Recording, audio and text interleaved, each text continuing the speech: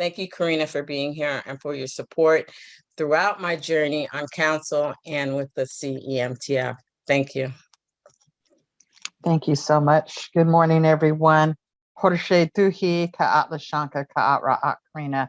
It's so beautiful to be in this space together with you, to be able to say a few words in our traditional language from this territory.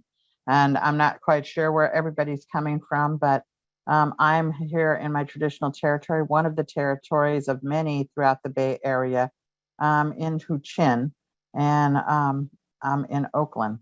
But Huchin also encompasses Alameda, Berkeley, Emeryville, Albany, and Piedmont. And so it's a bigger territory. And Cheryl, when you talked about all those things that we were facing together and had faced together, and you asked us to take a deep breath, I was like, wow, that's exactly what I was hoping to do today. It's like, let's take a deep breath, because it has been quite a journey over the last 18 months at least. And we are going on another journey together. We're, as human beings, are on this journey together, whether we like it or not, because we have one Mother Earth that we all live on. And so I want to offer a few words this morning, and take a deep breath and let go of some of the stuff that we have. I have my children and grandchildren are on a sacred run called the Run for Salmon right now. And this is a run that we do in collaboration with the Winnemem Wintu from Shasta and Chief Colleen Sisk. And they're doing this prayer run, cycling, boating, walking all the way down from Shasta to the San Francisco Bay. And in order to bring awareness about salmon and the waterways that we all share together, and the many thousands of salmon that are dying right now because of climate change and the rivers being too warm. So I want to offer a prayer for our waters this morning. And I want us to take a deep breath together and then let it go. Grandmothers and grandfathers, creator and ancestors, we thank you for this day and the ability to meet with each other virtually.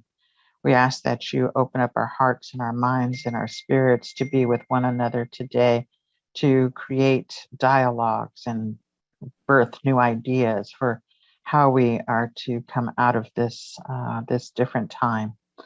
We ask grandmothers and grandfathers to bless the waters and all those that live inside of them, in the rivers and the lakes and the oceans, in the bays and the streams. We ask our relatives, the fog and the clouds, to continue to bring us fresh water for the next 7 generations and beyond.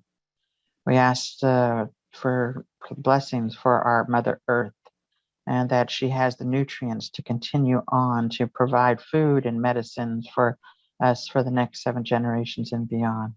We ask for special blessings for our pollinators and those that fly in the sky. We ask the air to continue to be breathable for the next 7 generations and beyond. We ask right now, especially in this time of drought and heat, that we come in right relationship with our relative fire, and that we are able to work with them again, so that the devastation and scariness goes away, but that we're able to work with them in a good way again. We ask grandmothers and grandfathers to go into our hearts, our minds, to take care of whatever ails us right now, whatever worries we have, and allow us to be in this space to create something new for the next 7 generations and beyond. Oh, thank you so much.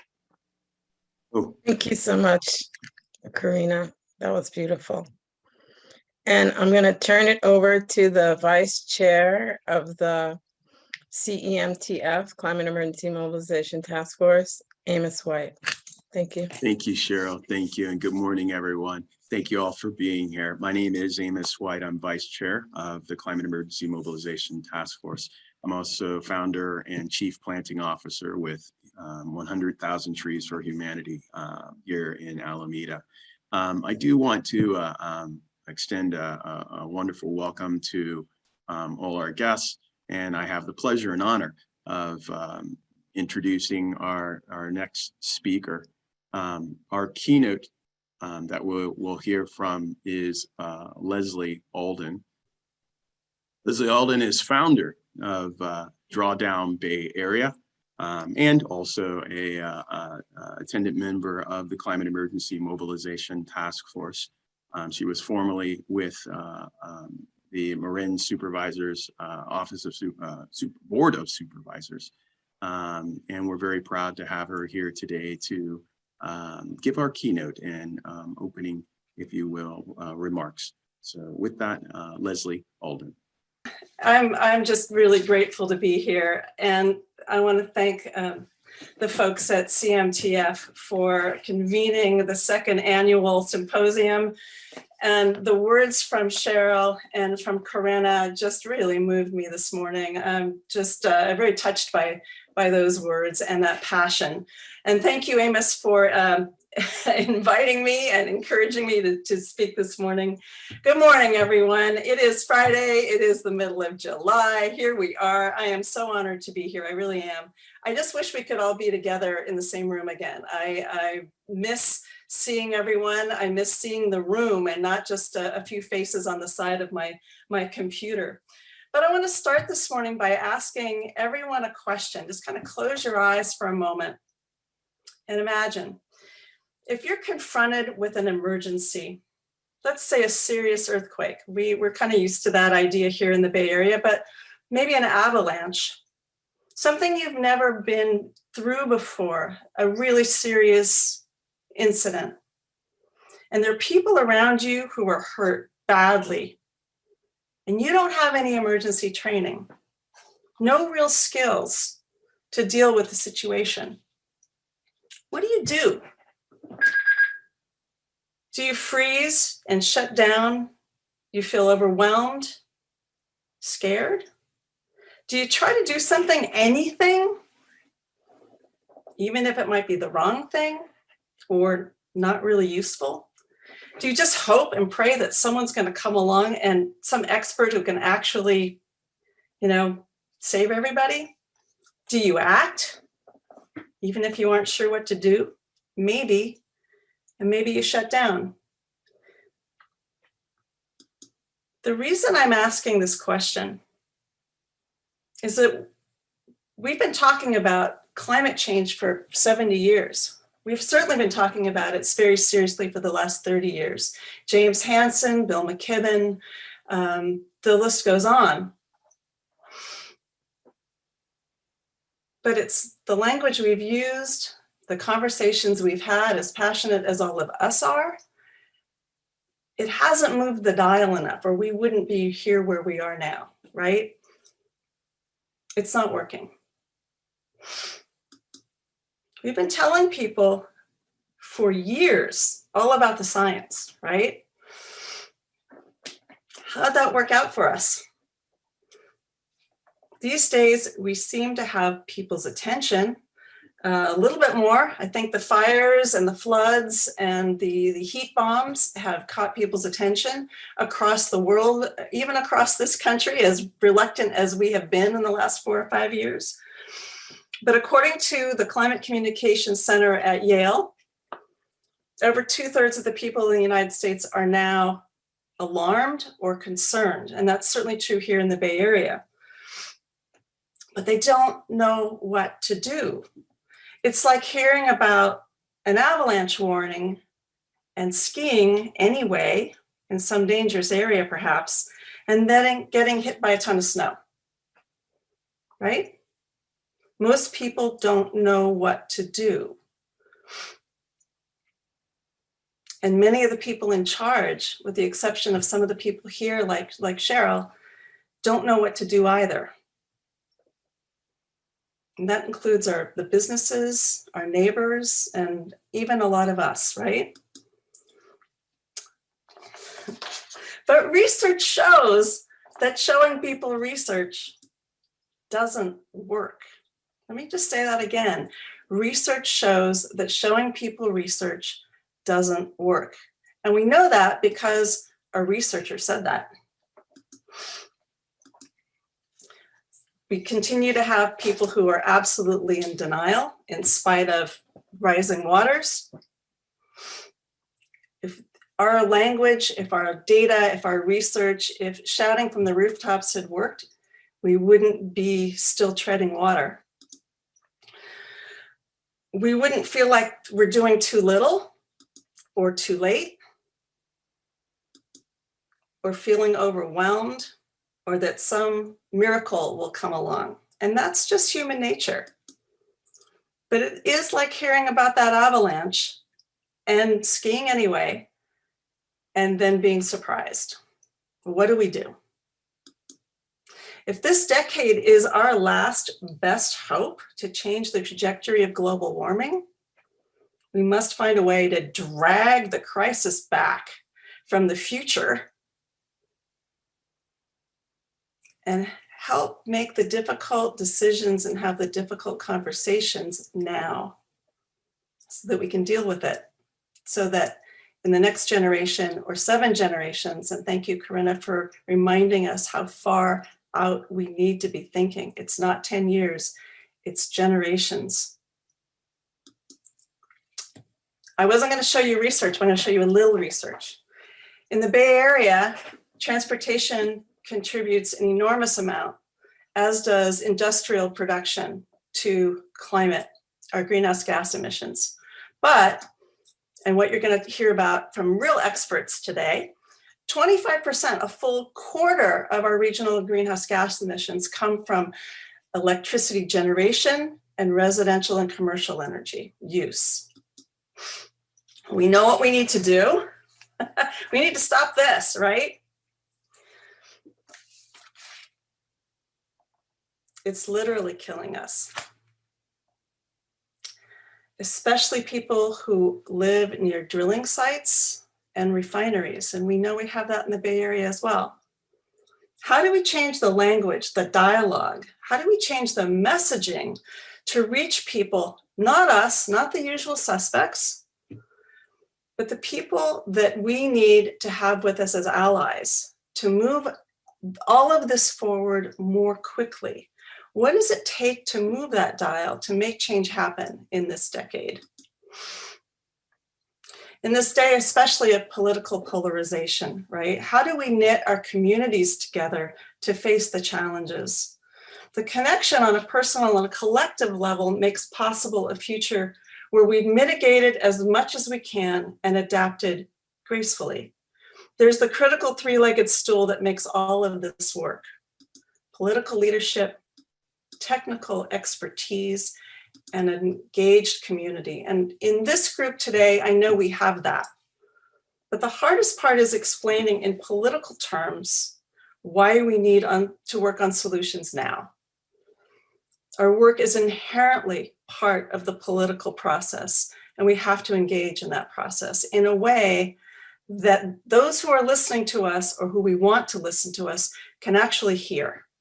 To tackle the issues of climate disruption, we need courageous leaders in every discipline, not just our political leaders or our business leaders, but everyone.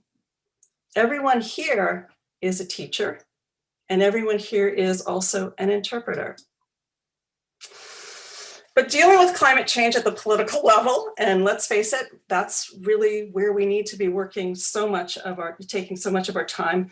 It's particularly vexing for politicians. It's hard. You've seen this. We've all been in these meetings. The constituents want great schools. They want safe neighborhoods. They want smooth streets.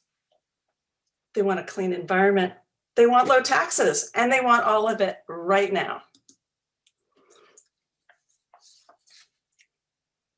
So politics is the absolute driver, but people drive politics. And the most powerful political force is the status quo. It's hard to change. What's emerged, of course, is a de facto regulatory system, and that has to change in order to move quickly in this decade. We need to make our regulations simple and streamlined. And you're going to hear from real experts today about what is possible and how to get there. And I'm excited to hear about that. The business community is working with government to maintain the flow of investment capital here in the Bay Area and recognizing the reality of climate change and developing coherent strategies. But we still, in our 101 cities and our 7.7 million people here, we're not moving as quickly as we need to. And I think all of you do know that. So you may already know this. What is drawdown? It's that future point in time when the level of greenhouse gases in the atmosphere stop climbing and start to steadily decline. And this is when we begin the process of reversing the impacts of global warming. And it's a crucial turning point for all life on the planet. So the big idea is to try and address the problems that we're facing. How do we move more quickly? You know, the existing policies and solutions, there's great work being done, right? It's wonderful work being done by many of you who are right here today. But we're not moving at the speed and scale that we have to address climate disruption. And our efforts lack coordination. So how do we eliminate the barriers to adopting these solutions that we know we already have? How do we move the policies and the programs and accelerate all of this at scale? We need a regional approach, and I'm so proud of the leadership that we have. And thank you again, Cheryl, and the Climate Emergency Mobilization Task Force, and everyone who's here today. We need to leverage existing efforts. We need to promote equitable solutions, reduce duplication, and share best practices, and create toolkits that we share to reduce the delays of implementing the solutions we have. We need to connect the dots. We need to pull in our sharp elbows and share everything as quickly as possible. This is going to require concerted citizen action, proactive business engagement, and strategic government collaboration. No more fossil fuels. Electrify everything using 100% renewable energy. And we need to start sequestering carbon, the legacy carbon that's in the atmosphere, pulling it down into, and thank you, Amos, for your 10,000 trees. That's part of that story. But we need new ways to communicate. We have to remember that people come from different perspectives. They have different experiences. They have different brain wiring. We have different needs. And there's challenges to communicating across our barriers, right? We have to be willing to ask questions and listen to answers and not assume we know. The first challenges are talking to each other. So Drawdown Bay Area, along with Climate Emergency Mobilization Task Force and so many others, we see this cross-sector collaboration as being essential. We do not believe that we live and work in isolation. We see intersections where people and ideas and communities and lives overlap. And that's, our logo sort of tells that story. It represents that. We're committed to working across sectors, making the connections that can help everyone take the climate actions that we have to take, that work for them where they are, with their brains and their lives and their needs and their abilities, because we all have a part to play in this. So there's a familiar proverb, I'm sure you've all heard it: to go fast, go alone. To go far, go together. But right now, we have to go far and fast. And collaboration is really the answer. That's where we come together and we work together and not in our silos. It's very easy to be there. So if it takes regulation and it takes government change and it takes business change and it changes and behavior change on our part, how do we do that? The language that we've used for the last 50 years hasn't worked. How do we change that? You're going to be hearing a lot about the built environment today and solutions that already exist from some experts. We know that we need to electrify everything, including transportation. And we've got some brilliant ideas. a lot of it has to do with getting rid of fossil fuels, obviously, and using renewable energy wherever we can. And I think if we do this together, we're going to get there. By 2025, we will have the policies in place. We will have been moving the dial with behavior change. And by 2030, I think we'll be on the right road. So what's possible? I think anything is, because we really are all in this together. So thank you very much for having me this morning. To go fast, go alone. To go far, go together. Let's do both.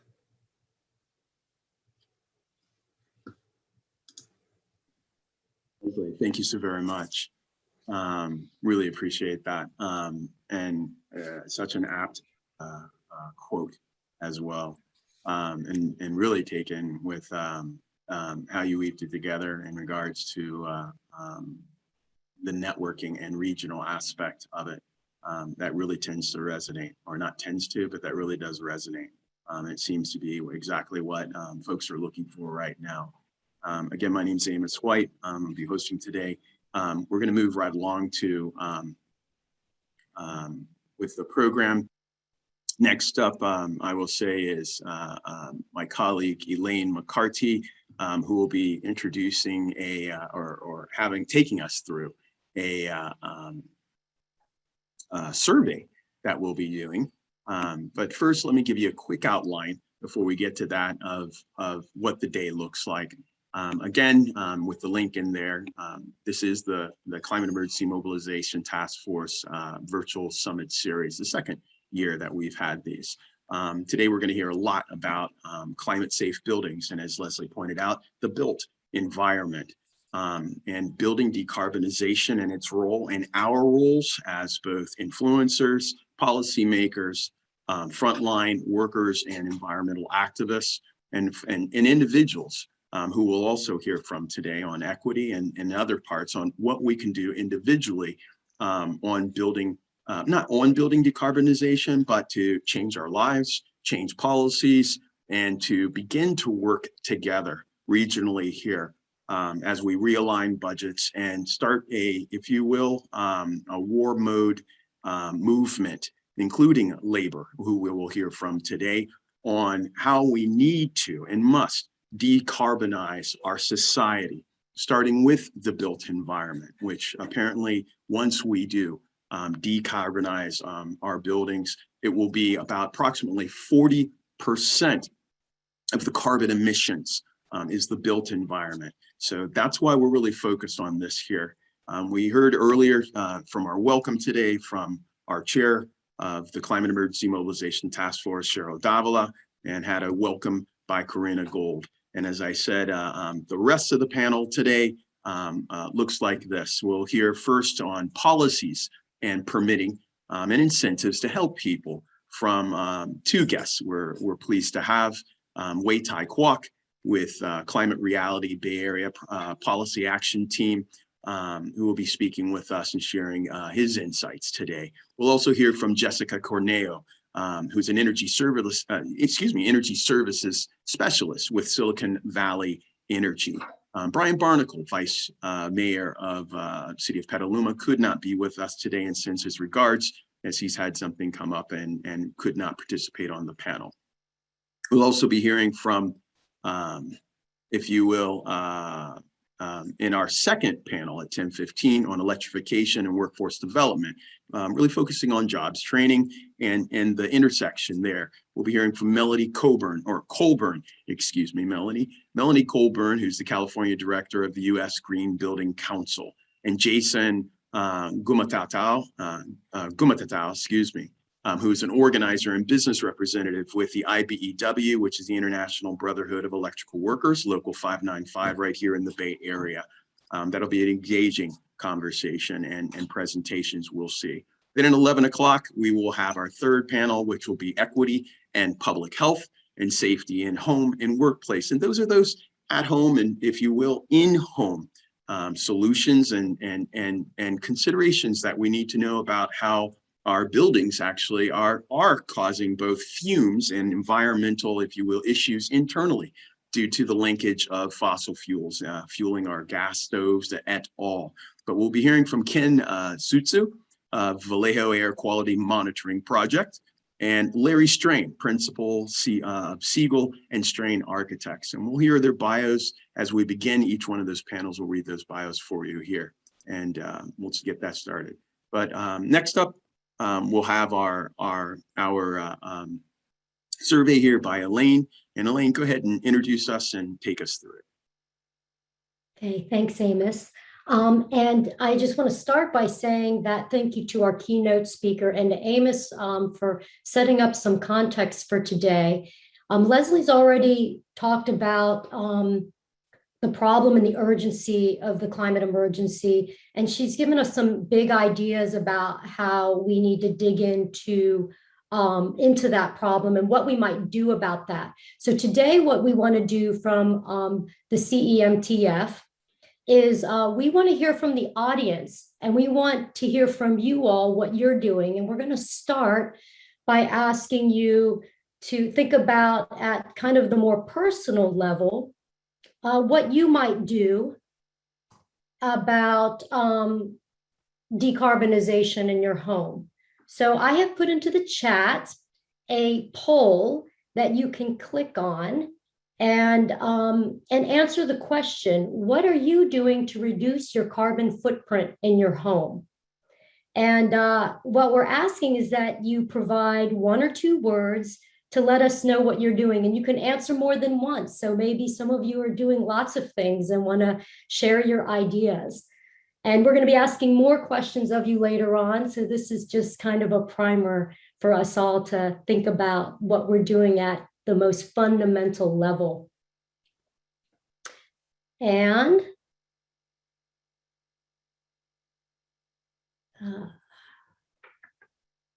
here we can see what you guys all are saying. So seeing a lot of things populate. I already see solar showing up many times. Some references to water use, hot water, induction cooktop. And definitely solar is a big hit on this one. Insulation. What else do we see? Composting. There's certainly zero waste products. So we've got the waste factor in carbon footprints. We've got references to our diet, eating less meat, going vegetarian. So lots of things that we can do on a personal level. Keep them coming in, folks. These look really great. Love to see what our wonderful audience and participants in the CEMTF have to say. Induction stove referenced several times. Looks great.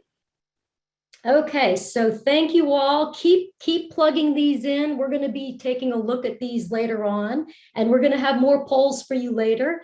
So I'm just going to hand back off to Amos. So we're going to move into our first panel.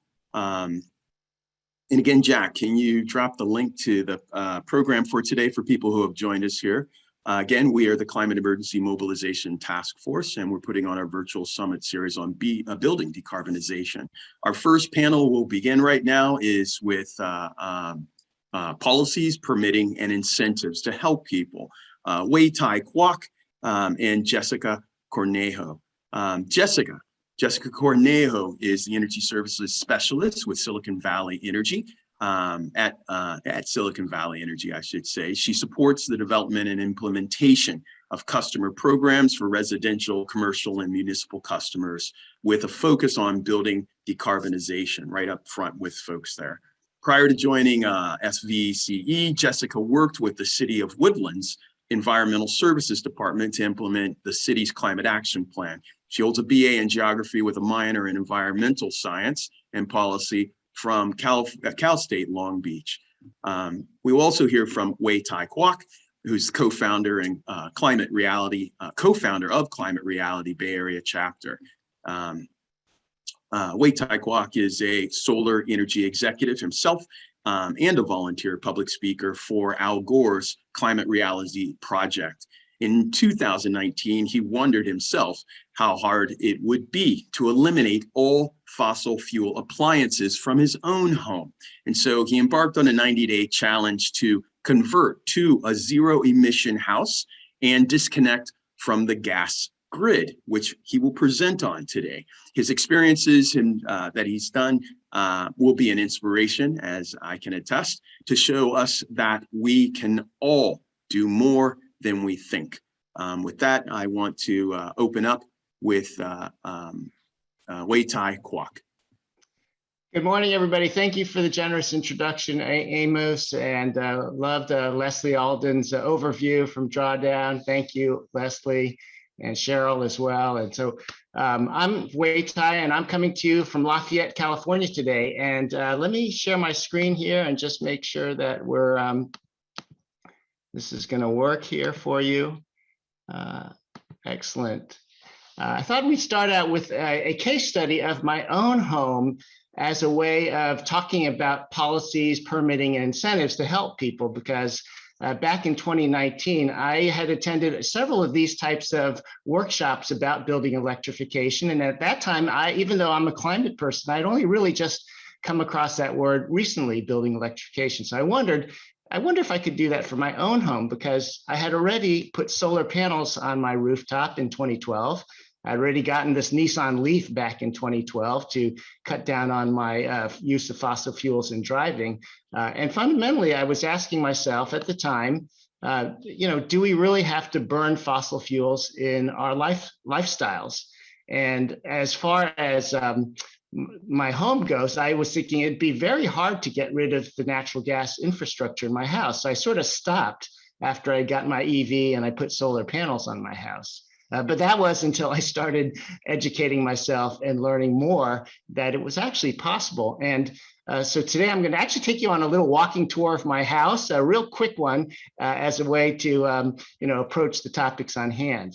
But when we ask the question, where does our home burn fossil fuels? I looked into, at least in my home, I have a gas furnace, a gas hot water heater, a gas cooktop, and I had a gas fireplace. So it was those four areas that really would require me to see if we could retrofit and get rid of those gas appliances. As I mentioned, there were two really important policy reports that influenced my thinking back then. This first one by Synapse Energy Consulting was a study for the state of California on decarbonizing energy use in our buildings. And then the Rocky Mountain Institute also had an excellent study on the economics, how much would it really cost to do that?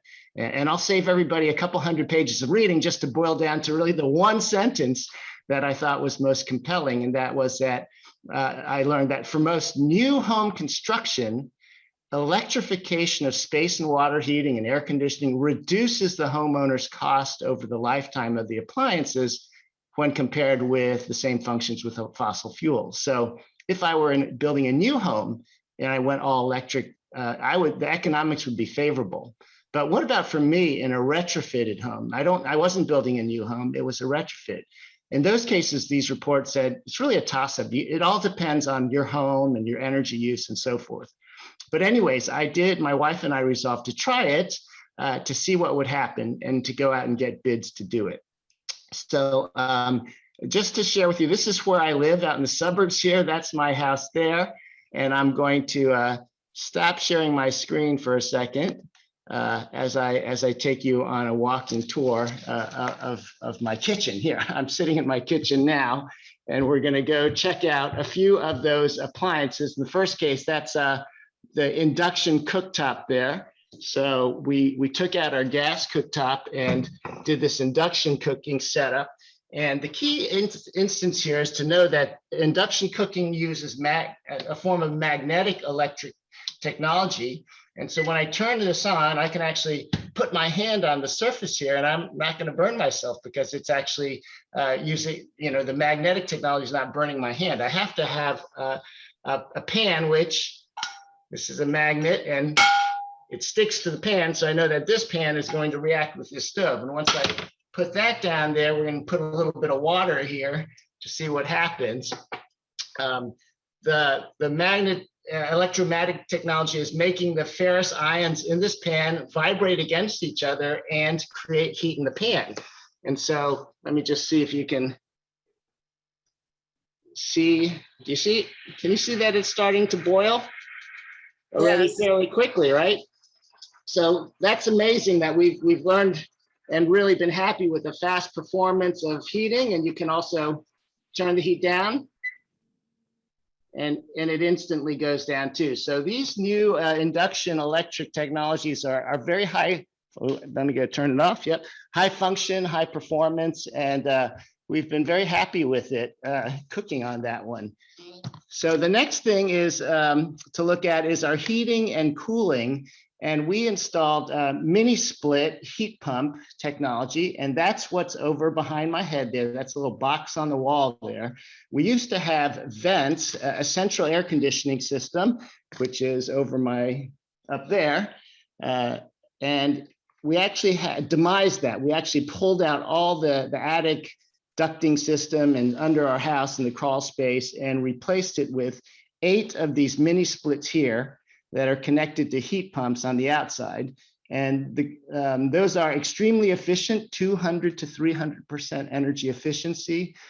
They do both heating and cooling through this remote control. So I'm gonna just go ahead and aim it, push it, and maybe you'll be able to see the vents opening there. So we have it at 76 degrees right now. You can adjust it. And it's actually a very quiet device. Wintertime, of course, it's getting hot air from outside and bringing it inside. And in the summer, like right now, it's taking hot air from inside and moving it outside. And one of the great things is that having 8 of these in our house means we have 8 zones. And in our bedroom, for example, when we go to bed at night in the winter, we just heat that one room and we don't have to heat our whole house. And so that's even more energy efficient. The last stop I'm going to take you on is over here to our fireplace, which, as I mentioned, I had a gas fireplace here before, which we really did not use too much in the Bay Area, and which I realized was actually just, we didn't actually use it for heat, but rather for a visual centerpiece in our living room.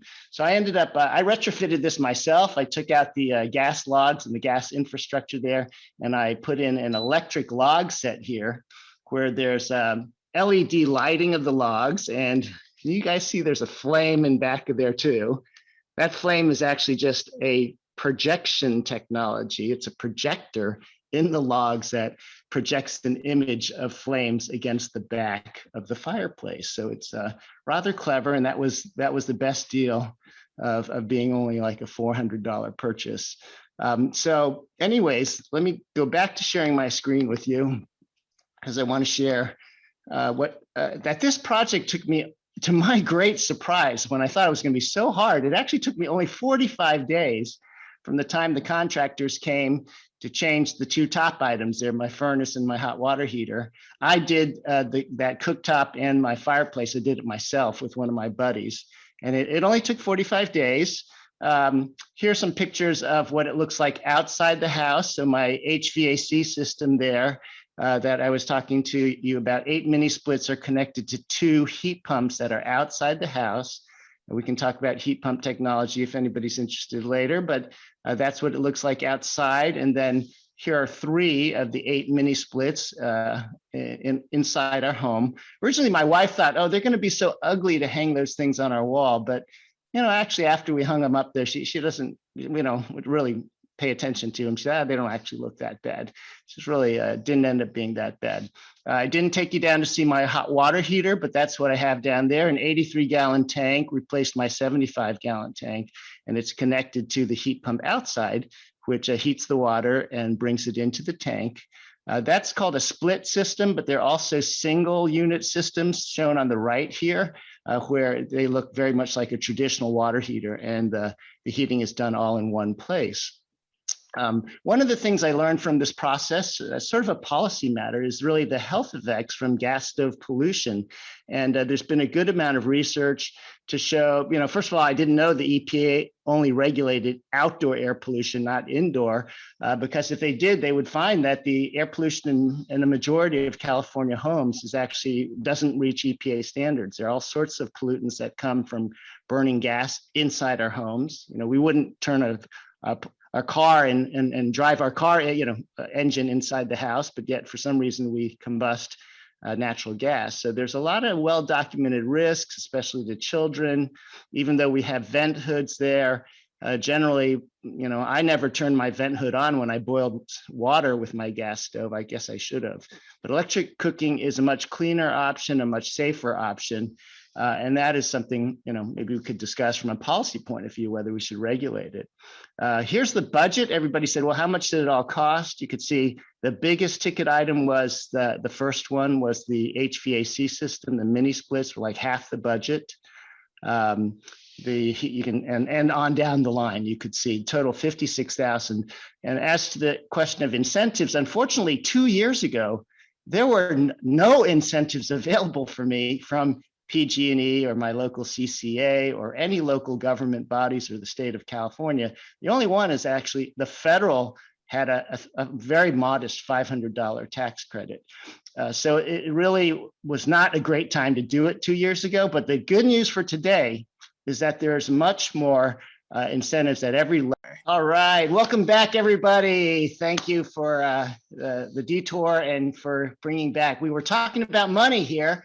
And I was talking about how, unfortunately, I didn't get any incentives, and that's something that that the situation has gotten much better in just 2 years' time. That a lot of the barriers to going electric, I didn't get incentives. Number one, because my house at the time, which was built in 2004, some of the Bay Run incentives were only good if your house was built before 2001. So my house was a little bit too new. Some other incentives were like, well, when I was switching from a gas water heater to an electric water heater, there was something called fuel switching, that if you went from less efficient electric to more efficient electric, you'd get money.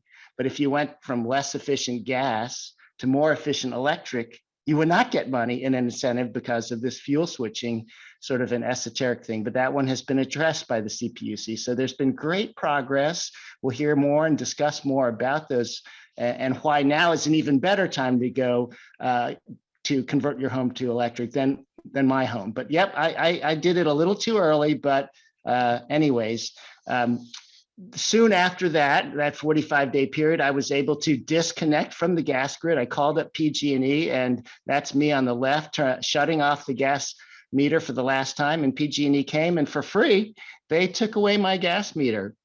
And so my home actually today is powered solely by my solar panels on my roof that are there, as well as I've opted up to 100% renewable energy through my CCA, which is MCE, so that I know that all the electrons that I'm using are clean electrons. And I just couldn't believe that in this day and age, and with that ease of 45 days, I could get to a zero emission home.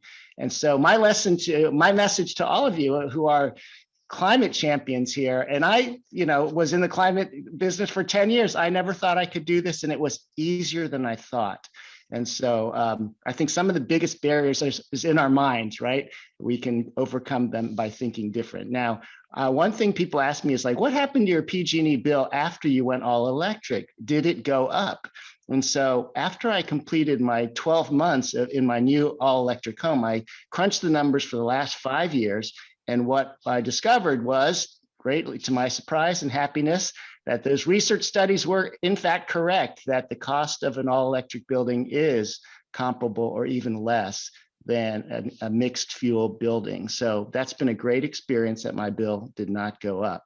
So let me pause there. And Amos, are we going to take questions here after each one, or we'll have? Well, actually, we're going to take questions all together. People, go ahead and write down your questions. Otherwise, without that glitch, we would have. But we're going to move right along. Sounds great. And yeah, good. And so next will be Jessica Cornejo, who's an energy services specialist with Silicon Valley Energy. Jessica? Yeah, so good morning, everyone. As Amos mentioned, my name is Jessica Cornejo, and I am the Energy Services Specialist at Silicon Valley Clean Energy. And today I'm excited to share with you all a best practices guide that we recently published on permit streamlining. So just to start, I did want to provide some background information on who we are at SVCE. So we are the CCA that serves the 13 communities listed here, which are majority in Santa Clara. I do want to note we do not serve the city of San Jose, Santa Clara, or the city of Palo Alto, as they either have their own CCA or their own municipal utilities. One of the main core functions of SVCE is that we provide innovative solutions and programs to assist our member agencies and our community in reducing their carbon emissions. So I know you're all wondering, what does permitting have to do with decarbonization? Well, it's actually a big piece of the puzzle when it comes to decarbonizing our communities. So based on the study by the California Energy Commission, for our state to meet its 2030 greenhouse gas emissions reduction targets, all new buildings will have to be all electric, and at least 20% of buildings will need to be retrofitted with all electric appliances by that year. Now, this is inclusive of both commercial buildings, muni buildings, and residential buildings, but today we'll be focusing on the residential side. So with this activity, this will in turn promote more building permits being pulled. And so to prepare for this, we developed the best practices guide, as well as a baseline assessment to prepare jurisdictions for this transition. So I did want to provide some background on some of the activities on how we produced these two documents. To start, we contracted with our consultants at TRC to carry out and administer the program, which included the two deliverables that I've mentioned, the baseline assessment and the best practices guide. So to start, TRC conducted extensive stakeholder outreach, which included interviewing each of our 13 member agencies' building officials and related building staff. We also collected public information on our city's permitting processes and requested permit data. Additionally, we interviewed 4 local contractors and a local electrification designer. And lastly, we held a roundtable discussion with expert stakeholders to solicit further feedback. Now, I do want to touch on the baseline assessment. So this is an internal document, but I am able to share the high-level findings that came out of this study. So to start, all permit and inspection processes for electrification appliances were relatively consistent throughout our member agencies. Most of the differences came from the amount of time for each permit, the time it took for each permit to be processed, as well as the time it took for the inspections to begin and end. Another thing was permit fees. So every city had a different set of fees for each of the technologies. Additionally, there was some variances in online capabilities. And so when COVID first hit, some of our member agencies already had a fully online platform-based system that would allow customers to pull and track their permit data or applications. Some cities had email submittal submissions, and one of our cities was actually still using paper-based methods. Now, as you know, many municipal departments were closed during COVID for long extended periods of time. So this really impacted the workflow and the overall processing of permits when COVID first hit. Secondly, most of our agencies do not comply with AB 1236. Now, this is a bill that was put into place in 2017, which calls for the implementation of streamlined permitting and inspection processes for EV charging. So only about 5 of our cities in our jurisdiction actually fully comply with the state mandate. So one of our goals is to bring our cities up to speed and make sure they're all in compliance with this bill. Additionally, only one of our cities was actively tracking their permits on a specific appliance type, like heat pump water heaters and heat pump HVAC systems. Now, most building departments usually only track permits based on general groupings, which leaves a gap in the data collection process, as some cities may not know how many gas water heaters are being swapped out for heat pump water heaters.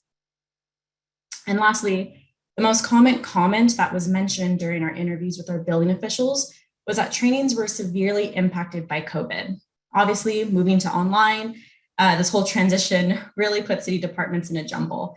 But they did note that battery storage was the most challenging technology to address, as it was the most up and coming and the most fastest growing application they were seeing on their desk. All right, switching gears to the second deliverable, which is the best practices guide. So to start building off the findings from the baseline assessment, we produced this best practices guide that lists about 13 best practice recommendations. The guide is divided into two categories: best practices for local governments and jurisdictions to implement within their city departments. And secondly, recommendations for third-party entities like CCAs and utilities. Now, I won't go through all of the 13 recommendations for the sake of time, but the document is available on our website. If my slides are able to be shared, there is a hyperlink in here as well. I do want to touch on some of the best practices in terms of grouping, just to save on time. As I've mentioned, staff trainings were severely impacted. And so a best practice that we listed for both jurisdictions and for third-party entities was to develop or seek out trainings specifically on electrification technology. Now, this would help ensure that staff is up to date on new emerging tech and that they are prepared when these technologies come up either at the permitting desk or on the field. Secondly, we have producing standardized processes and documentation. So, for example, providing proactive pre-application resources, developing dedicated application and inspection processes, especially for common electric appliances, will help ensure that the customer is providing the correct information on the permit application. This would help shorten plan review timelines, since it would eliminate the need for staff to ask for additional information. And so usually if a customer provides an application with insufficient or incorrect information, there is additional time that is added for them to update their application. And as we all know, time is money. So the longer the permit application is open, the longer the project goes, which means it's more costly for the customer as well. So we want to make sure that process is fast and efficient as possible for both the customer/contractor and for the permitting staff. Lastly, we have regional collaboration. So one of the most prominent barriers that the contractors we interviewed stated was that it was a really tedious process to learn new application procedures for each city. And one, it's a very time-consuming and costly process for them. And so one of our recommendations was aligning permit application requirements on a regional level would significantly reduce the workload for customers and potentially reduce application errors and the needs for corrections by providing a more consistent process. So as I've mentioned, each city handles their building permits differently. So if there was some alignment there, it would significantly help with the customers and contractors. Now, where do we go from here with this information? And so on SVCE's end, we've been sharing the guide with different stakeholder groups, and we've been collecting feedback on the recommendations, engaging which set of recommendations would be the most feasible to implement for our member agencies. So as we continue these presentations, these discussions, we really hope to continue to work with our regional partners and our cities make these recommendations actionable so that we are able to deploy these all-electric technologies at a faster, more consistent rate. That one is not only more convenient for the customers and the contractors, but also more efficient for building department staff as well. All right.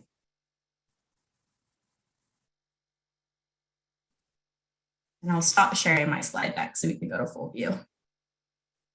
Thank you very much, Jessica. Really appreciate it. And you're on mute this time. We'll open up your mic there if you don't mind. And Wei Tai, we'll take some questions here from the audience. We're going to borrow 5 minutes, folks, 5 to 7 minutes from our next two panels. And I know we have Melanie, who's going to have to go first, as she's got another commitment coming up here. But we're going to take some questions here directly from audience and or from the chat. Wei Tai, first on yours, did you see any questions in the chat that you wanted to respond to? Yeah, a lot of people ask me now that I'm on an all electric home, have I gotten battery backup, right? I have solar and many people do battery. And the answer is no, not yet. Something I am thinking about. Yeah, maybe down the line. People say that if you're just so reliant on electricity and the electricity goes out in these public safety outages, what are you going to do? But I think that it's going to be better for our society, and I think PG&E has even lined up to say we'd rather just support one, the electrical grid rather than the electrical and the gas grid, right? The amount of dollars to support that much infrastructure, why don't we concentrate it and sort of harden and improve the electrical grid as opposed to trying to have two? So I think that's logical and would be good from a policy approach. Good, thank you. Thank you. Jessica, what are your thoughts? Any comments that you saw there you want to respond to? Let's see. I do see a comment in the chat that says, what is the average cost of permits in each of the categories for the appliances? So in our studies, we were not able to log each of the pricing for each of the technologies, as the study focused more solely on the process. So we were not able to capture that information. But yeah, happy to answer any other questions that roll in. Good, good. I'm trying to scroll through myself, and I really apologize because, folks, we had a glitch for some who are still joining us. We're pretty much back up to full where we were for everybody who got bumped off. There were comments prior to that, so either Jack or Laura Niche will actually have the comments already downloaded and sent off to themselves. So I can't really pull that back open to see what previous questions we had for you, Wei Tai, as well, or any other history that was there. And so did want to point to that. And I just want to open up, if anybody wanted to ask a question from the floor, go ahead and select raise your hand down in the bottom where you have reactions. We'll take one or two from folks live there. Cheryl, why don't you go first? I didn't have a question, but I put it in the chat, and the question, well, it is a question, but it's not for the panel. It's like for everyone. Did you know that the CEMTF is responsible for the city of Berkeley's adopt an ordinance adding new chapter 12.80 to the Berkeley Municipal Code prohibiting natural gas infrastructure in new buildings? That is a true statement. It was the CEMTF that got that ball going, and now many cities are going electric. Thank you. Good, thanks. Jessica, there was one, I don't know if you already did as I'm making my way through, but asking if you could put the link to the Silicon Valley Energy's best practices guide. If you could drop that here in the chat and put the title there before it, that would be good. And make sure, folks, if you are sharing links, if you want those links to be active, you have to put capture the HTTP in front of it, or the HTTPS://. That way the links will be active and they can immediately be clicked on, just for folks to know.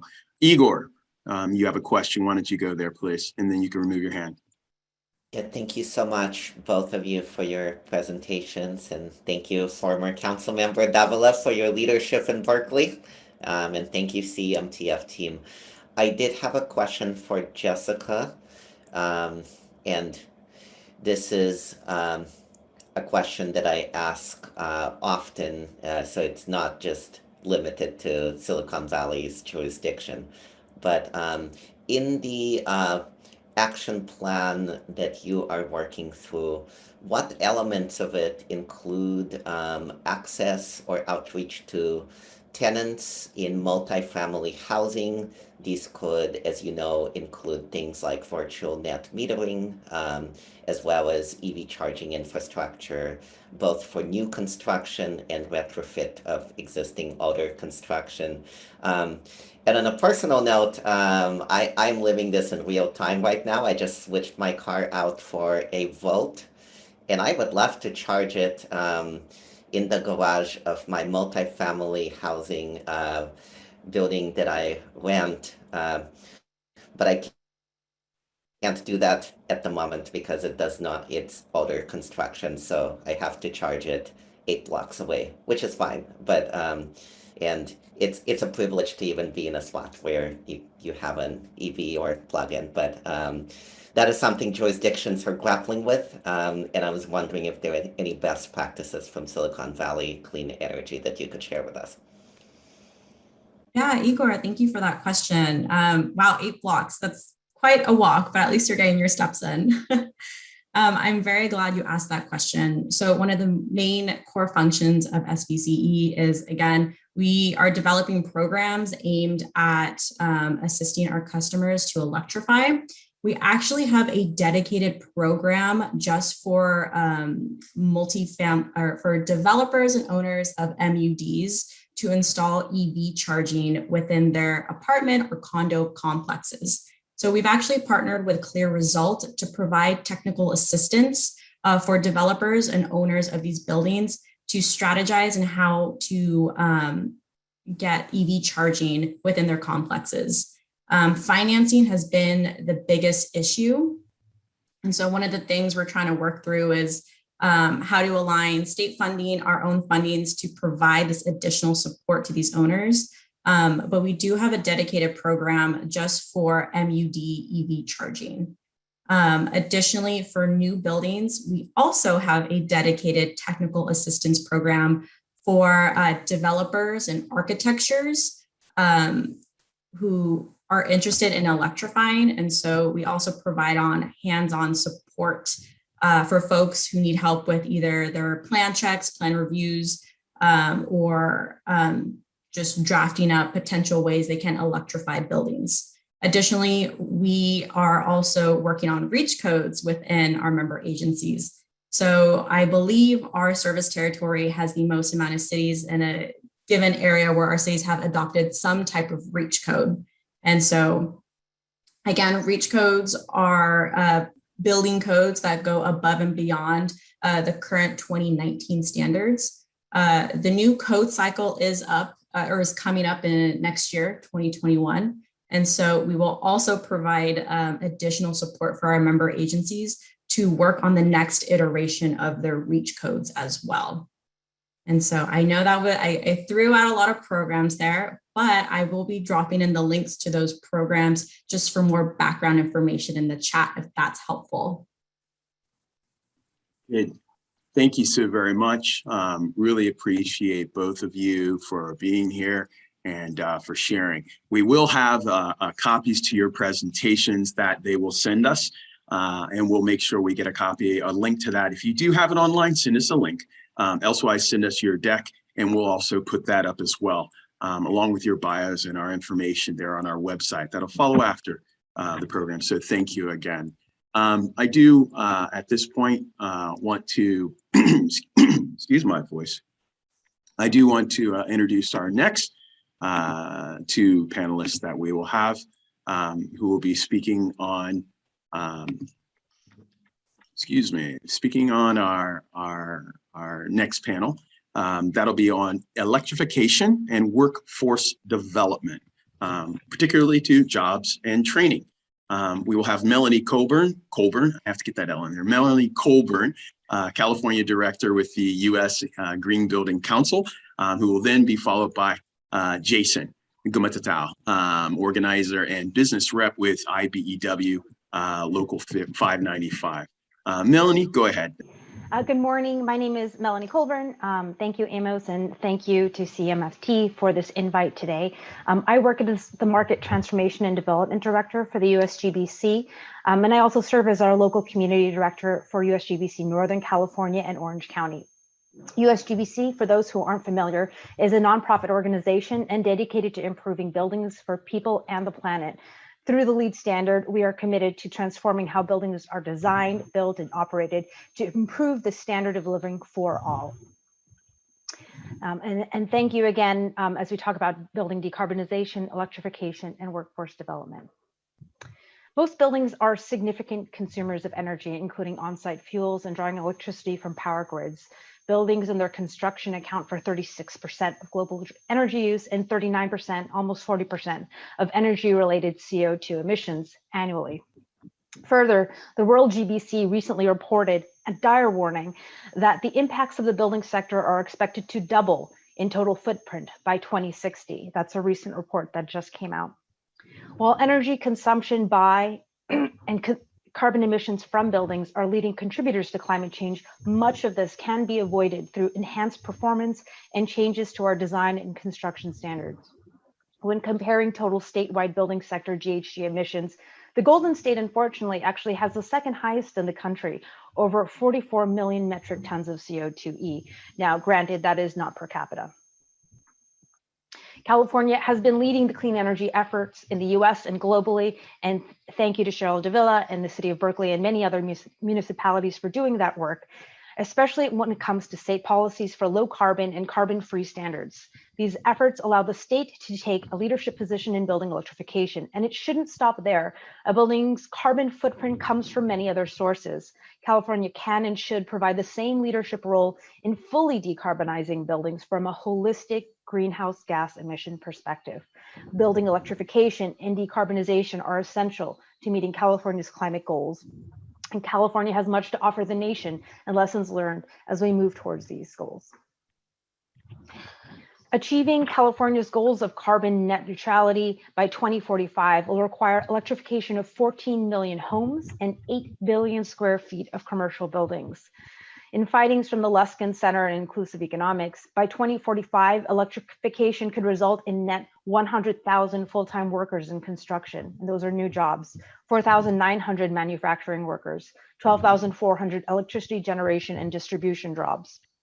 The trades most needed for building electrification are electricians, sheet metal and HVAC workers, plumbers, and pipe fitters. Electricity capacity itself will need to increase to meet the demands of building electrification if it is not paired with energy efficiently successfully.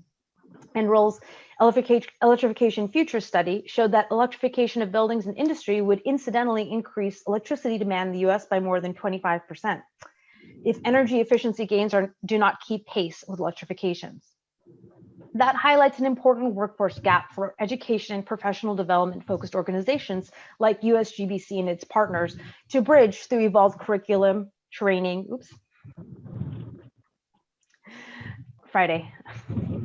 training and credentials.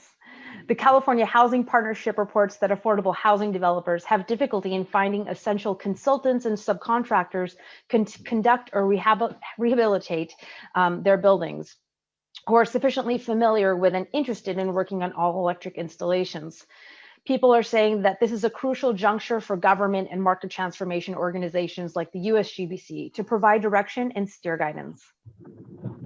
A 29 report estimated that 60% of the jobs created in California decarb transition would be well-paid jobs, higher living standard, requiring greater skill and experience. In USGBC's terms, that means raising the living standard for contractors and other workers. The future of smart building automation will support a new wave of building professionals who are essential to operating an optimized high-performance building. For example, organizations like Block Power and its local partners are running full-scale and smart building residential retrofits that increase community capacity for high-paid jobs, enrich small minority-owned businesses, and advance energy and cost savings for residents and owners. As Donnell Baird, CEO and founder of Block Power, testified to Congress earlier this year, electrifying millions of American buildings will need sensors, smart grid, batteries, carbon capture and storage, IoT, cloud, mobile, and edge computing. These are new industries that we can launch and own and manufacture right here in America. We believe that as many as 5 million permanent jobs will be created, with 25 million temporary jobs created. Building decarb will engage HVAC contractors, electricians, and plumbers, the trades, but the work itself will move to building systems and complex technologies that use sensors and controls like HVAC. Smart building technologies and sensor-based systems are areas in which USGBC members have a great deal of knowledge to share. If California continues on its electrification path, which it is, then it is not just that there will be more jobs, but that the nature of those jobs will change to be more relevant to USGBC spheres of expertise. The design, construction, and especially the operations of buildings must be modified and modernized to meet decarbonization needs in California. The market looks towards USGBC and our high standard of education and credentialing programs to help address this workforce training gap. With its role at the nexus of many practitioners central to the building decarb movement, USGBC has the potential to guide a generation of new and existing professionals through a just transition to building decarbonization. While USGBC recognizes electrification as a path to reducing a building's footprint where the grid is green, our focus is on a holistic and comprehensive approach to building decarbonization. We must simultaneously address the carbon footprint of operations and maintenance of buildings, along with the available energy sources and the embodied carbon of materials. By 2050, the embodied carbon of a building's materials in construction and operation will account for 60% of GHG emissions. For instance, looking just beyond energy consumption, a 2014 University of California, Berkeley study found that buildings with a LEED standard contributed 50% fewer GHGs due to water consumption, 48% fewer GHGs related to solid waste, and 5% GHGs reduced transportation. USGBC and LEED's holistic approach to improving the built environment addresses the broad spectrum of GHG emissions generated by buildings. LEED is the most widely used building certification program in the US and around the world. Every day, more than 2.6 million square feet of space is certified to LEED, raising the standard of living for all in cities and communities around the world. Through LEED projects and LEED accredited professionals, USGBC has the capacity to influence hundreds of thousands of buildings around the world. Therefore, LEED can help bring building decarbonization to scale and support professional development to support this change in the industry. Through LEED Zero, USGBC helps guide the high performance buildings that are necessary to meet California's greenhouse gas emission reduction goals and provides the strategies and verifications needed to ensure successful climate policies. USGBC launched LEED Zero in response to a need identified by the industry. We increasingly hear from our industry members and commentators that the net part of a net zero is a barrier to actual climate resilience and leadership.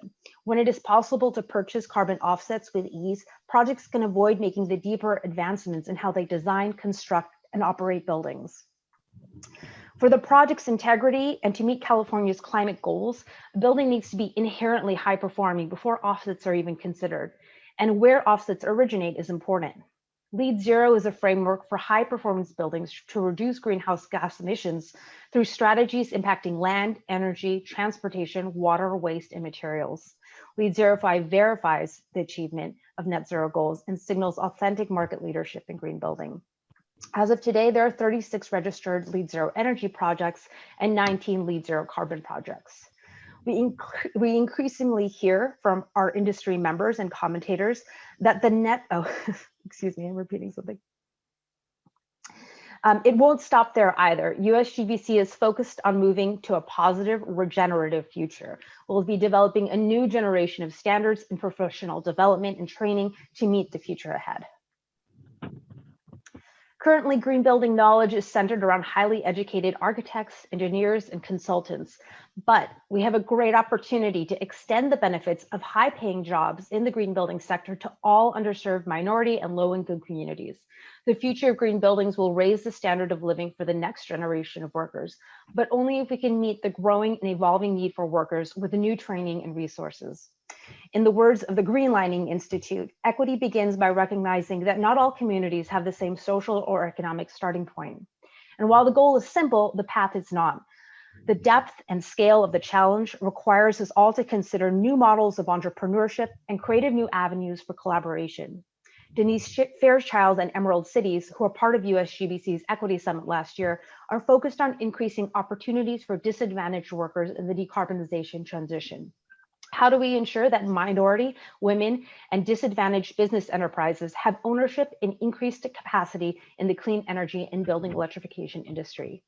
It is this holistic vision of building decarbonization that resonates deeply with USGBC's 4 pillars of sustainability, resilience, equity, and health. In the words of USGBC's president and CEO, Mahesh Ramanujan, a sustainable future is meaningless if it is not also an equitable future. Through our all-in equity strategy, USGBC seeks to build capacity and expertise for green building. In 2021, we awarded 600 scholarships to increase access to green credentials. Everyone participating in today's talk is invited to share your views as we accelerate our equity program to address the social and health and economic disparities within our communities. Please visit the link I'll drop in the chat to share your views. I invite you to stay engaged in the building decarbonization conversation with USGBC. What workforce and societal benefit could the transition to building decarbonization provide if we think more creatively and collaborate more effectively? USGBC has a role to play in serving these future professionals alongside other organizations and government. My door is open to you. Reach out to me if you have any ideas or would like to discuss. My email is listed here. Thank you. Snaps all around. Melanie, thank you so very much. Thank you. If you do have any questions, you could first drop them in the chat. We'll take questions after we have a chance to hear from Jason coming up here next. And you could feel free to, again, chat back and forth as well. Jason? Good morning, everyone. Thank you, Amos. Hopefully everyone can hear me okay. I do not have a slide deck. However, I would like to share a little bit with everyone my experience as a journey level electrician. First generation Chamorro American, growing up in the East Bay. I live in Oakland now. And I'm going to share a little bit about my trade as an electrical worker. Hopefully I can put together sort of how we fit into the industry as Melanie was able to share, as well as YTI. And hopefully we get some insight on the union construction trades and, sort of where we fit in with trying to lift everybody up when we're talking about equity and we're talking about getting into a disadvantaged approach, which is some of the work that I do now as an organizer. So a little background, I'm an apprenticeship graduate. Our training center, it's the Alameda County Electrical Apprenticeship. It's also known as the the Zero Net Energy Center. It's in San Leandro. Some folks on this call may have had a meeting there or had a training there. And what we do at our training center is we train electricians in the industry to build throughout the industry, whether it's residential, commercial, industrial, or renewables. Okay, and so our job is to help train our apprentices to be confident when they leave the apprenticeship to be able to tackle some of these projects that people were talking about today. And we can't wish heat pumps into a position where they are. We cannot wish PV arrays to be on our roof, right? We need to train people to do that work. And I'll say not everybody is sort of compelled to become an architect or an engineer. And for the rest of us that are compelled to do this other work, I come from a blue-collar household. So I will say maybe it just fit me a little better that way. Having the opportunity to share my experience with others in my community that don't know about the trades, that's part of my work these days, all right? So I've taken that work as an electrician for about 15 years. In that time, I've built or installed and commissioned roughly around 5 megawatts of PV throughout Contra Costa, Santa Clara, Alameda, and San Joaquin County. Also in that time, I also became a advanced lighting control certified, right? So I'm very familiar with Title 24 and how to apply that when it comes to commercial spaces in particular, and how to commission buildings as well as acceptance tests while I was doing that work. Now, I will say Title 24 is a little sort of newer than maybe some of the PV I did over the years, but it was training that I received while being a union electrician. And I'll say that all training isn't always the same, but I think that's I'll save that for another topic. So as an organizer now, after I was in the trade for some time, I was brought in to work for our local and work for our membership. And I do a lot of work in our community. I also sit on the Oakland Workforce Development Board. I'm also the chair of the Measure N College and Career Readiness Commission with Oakland Unified. And so how some of that work sort of ties in to our trade. We also, in the rest of my work, in some of the other work that I do, right, we support pre-apprenticeship programs in Oakland and really throughout Alameda County. And sort of how that fits in is that our pre-apprenticeship partners, right, they work to provide soft skill training for members of our community that are not served, right? So when we're talking about equity and we're talking about those underserved communities, our pre-apprenticeship programs work to get in there if we're not already there and do the outreach, right? To provide education for those that don't know about the opportunities that are out there, right? They help prepare them for that moment when, or for the time when they're going to come and, or hopefully explore the rest of the trades, like HVAC or plumbers and pipe fitters or electricians. And so in my work, I help bridge the gap or that, take them to that next step, right? They learn how to interview, they learn how to prepare for a day in the life on a construction job.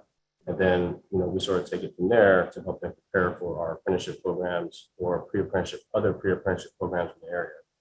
The idea being, if they didn't have the skill set, maybe perhaps when they were in high school, if they spent time in the criminal justice system and now they're leaving prison and they have 2 strikes, they do not have the resources to be productive or to learn about, how they can sort of give back to their community in this way.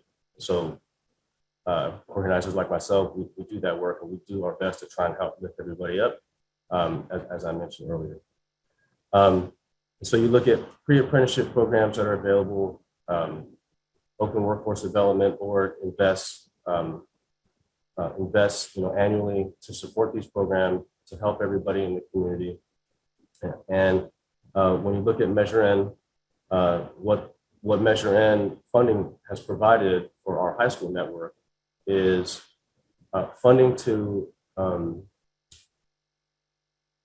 help share with our high schools, our scholars, right? How to navigate the world outside of high school, right? So for years we pushed sort of college for certain, and that's okay. And we're not saying that's not good. However, something that sort of came out prior to that, with some folks may be familiar with, was the California College and Career Pathway Trust that study, it was put out in like 2014, I think. But what it showed in California was, roughly 60% would graduate high school and they were tracked when they went to college. So you have 40% kind of hanging out over here. Of the 60%, roughly 70% did not finish.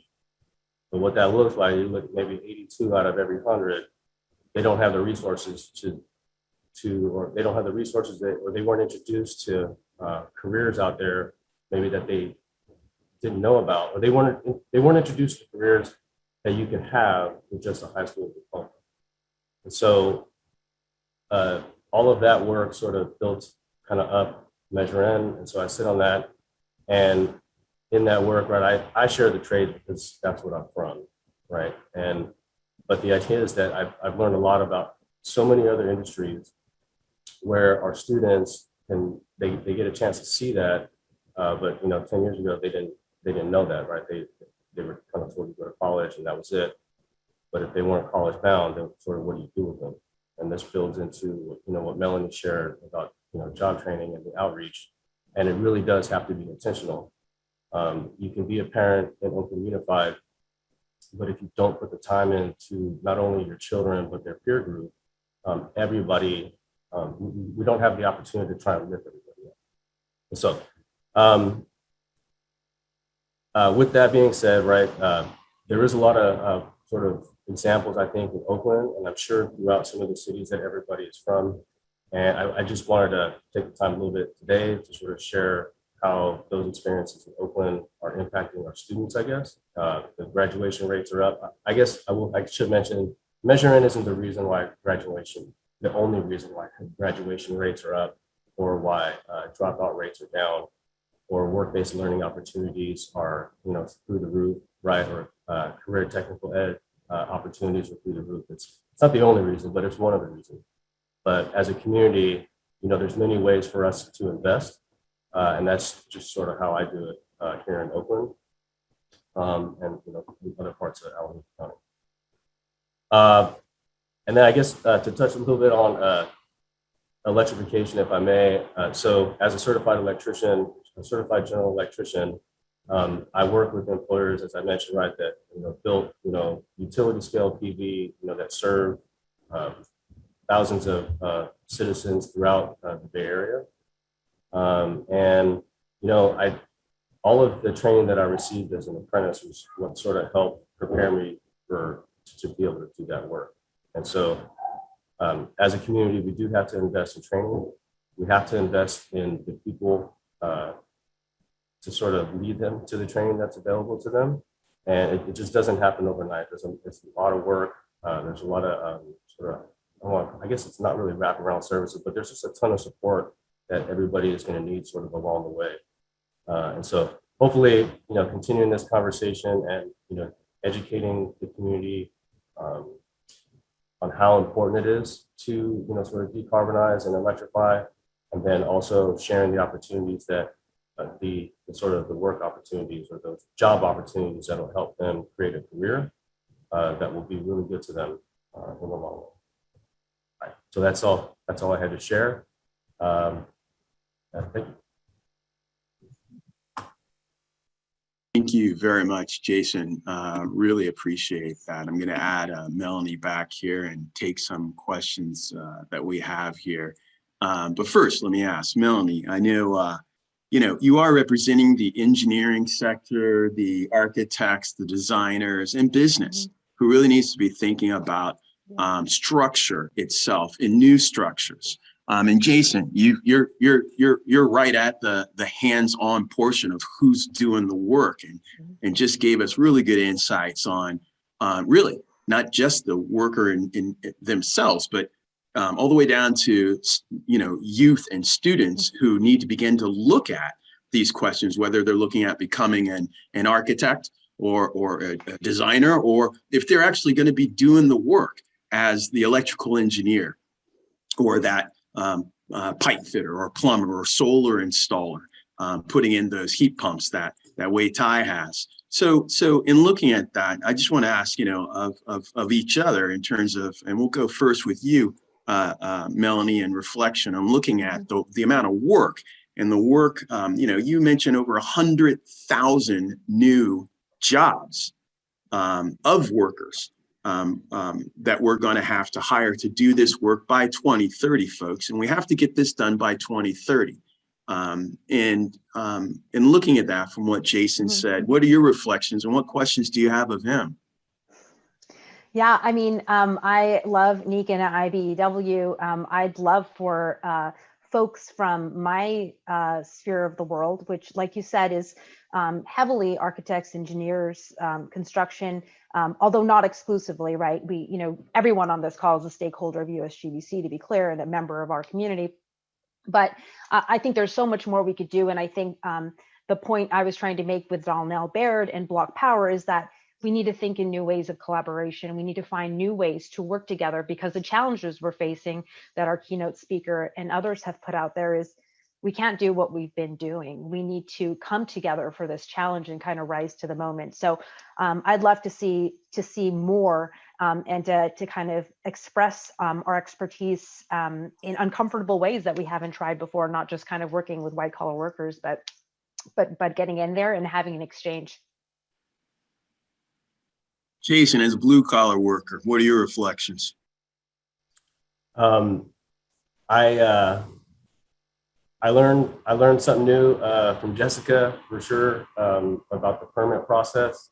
As as an electrician working for contractors, I didn't often see that side of it. And there's a lot that goes in to building. I had an old journeyman that used to say, these jobs don't sort of roll off the conveyor, right? There's a lot of back end work that helps prepare it, and then our job is to be efficient and safe on these jobs, right? And Wai Tai shared, his project took him roughly 45 days, and I'll say, like, it doesn't happen in 45 days if people aren't properly trained, and if people aren't safe doing those jobs.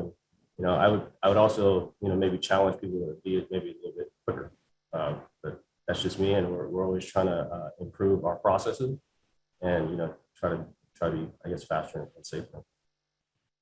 Okay, good. No, appreciate that.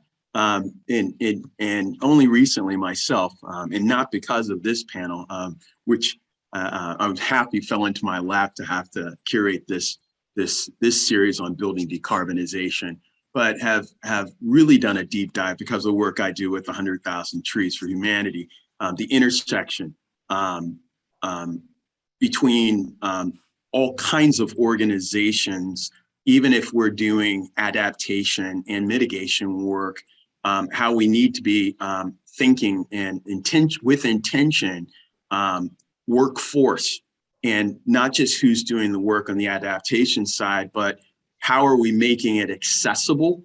And then how are we actually thinking, for instance, my organization, we're a tree planting organization, urban reforestation. People are like, okay, what does that have to do with building decarbonization? And I said, the responsibility is upon us to, as people are doing this work, phase one, before we get to phase two of a renewable economy, and really doing this deep decarbonization work, we need to take on the responsibility of getting our workforce trained and educated now, pointed towards the apprenticeship programs that are out there. It's not just for the sake of getting jobs, but we're going to need to move from a phase one, putting this carbon fire out of pulling down carbon and sequestration, to rapidly moving so many people into jobs that are about to open up as we really need to do this work, as I said before, between 2030. And that intersection of that work, as Cheryl points out, there's going to need to be a great deal of collaboration between not just the building sector and the designers, but also all organizations as they're looking to hire people, or as they do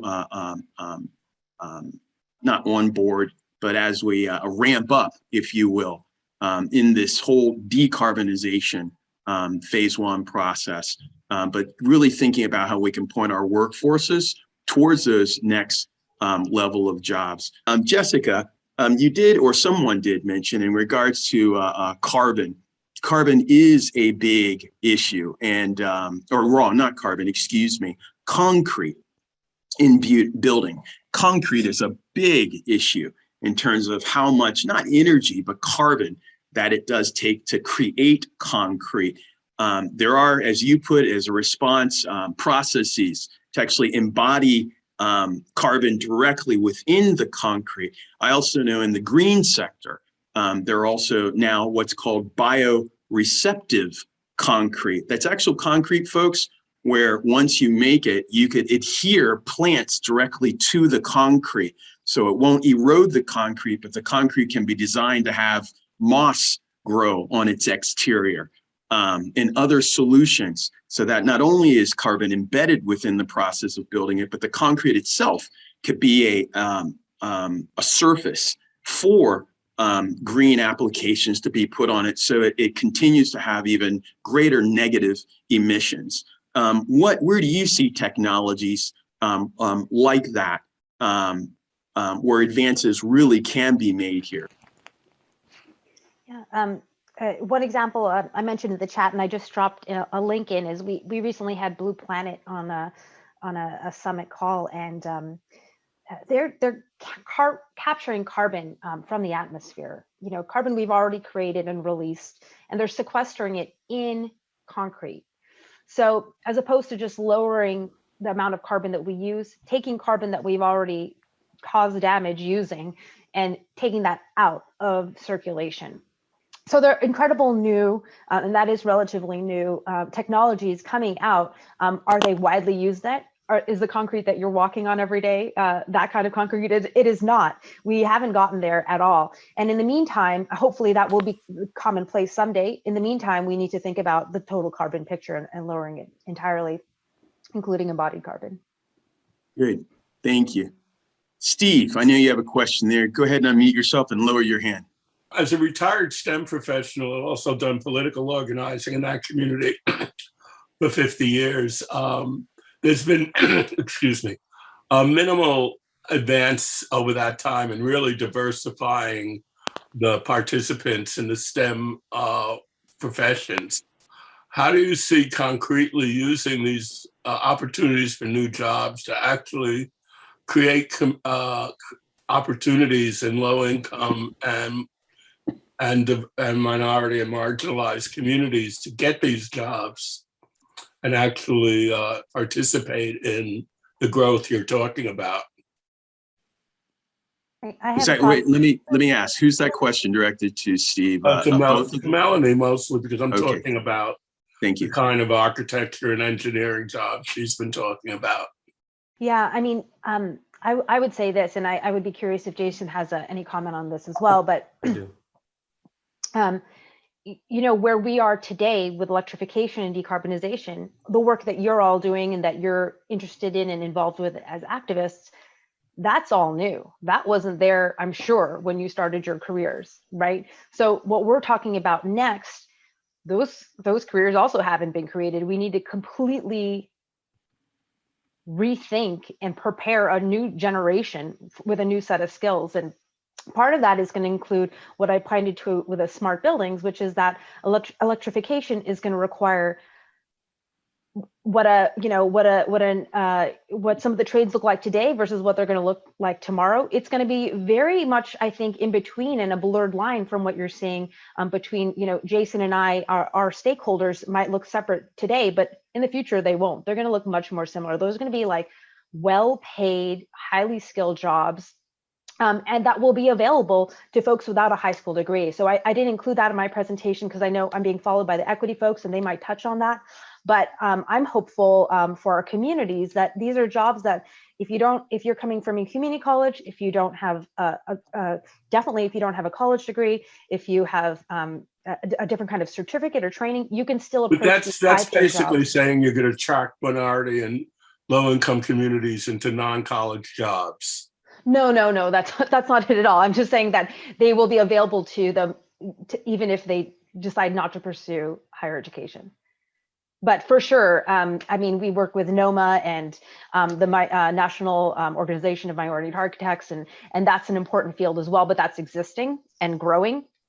What I'm talking about is, you know, we did a separate presentation in our equity summit on Richmond, trade workers in Richmond, California, who, you know, come from a background where they never thought they'd have a high paying job. The fellow that I presented with, and I didn't get his permission to use his name here, so I'll just give his name, but, you know, he is able to access a lifestyle where he's able to provide for his family and a home through a trade job that is this kind of new job that is at the crux of the evolving building. And I think we'll see more of that. And so I think it's going to support our equity goals is what I'm saying in short.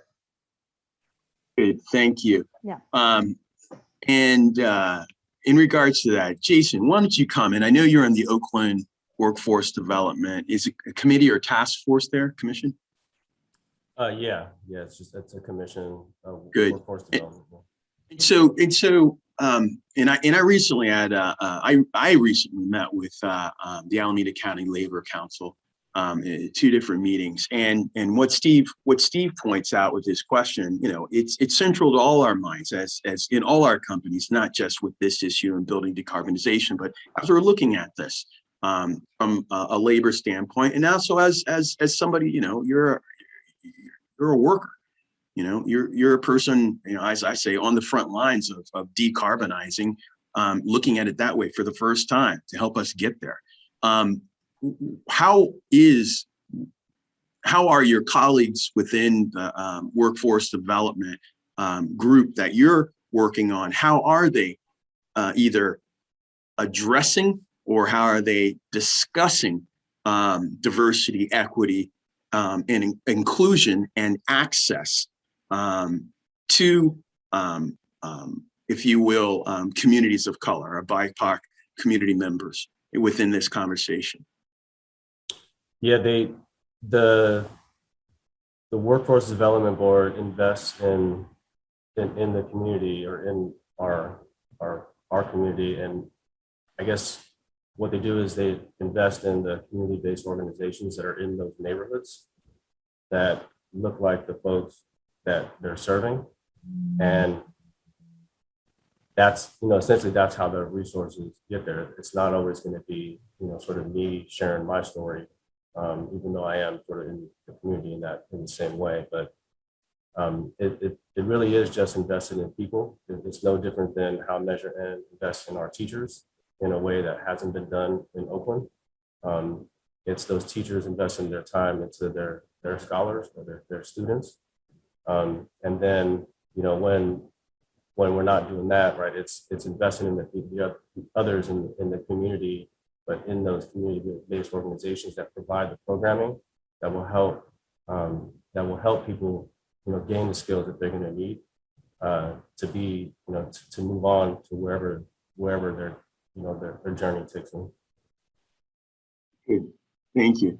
Wait, I know you had your hand up there. Is it relevant to this? Yeah, I just, when I was doing the work on my home, it was very difficult to find contractors to perform the work. And my question to Jason, in part, is as I asked the contractors, how come it's hard to find people? And they, in recruiting, they say the youth these days in the Bay Area are attracted to like the digital jobs that are indoors and air conditioned, desk jobs, and they find it hard to attract. And yet I think this is a fantastic growth opportunity to really retrofit every single home in our community to go all electric. So it's a huge amount of jobs in every community. I wonder what your experience is, Jason, whether in looking at your, what are the youth doing and thinking, and what can we do to get people to think this is a good future and career opportunity? Melanie too, but why don't I just direct it to Jason? Yeah, thank you.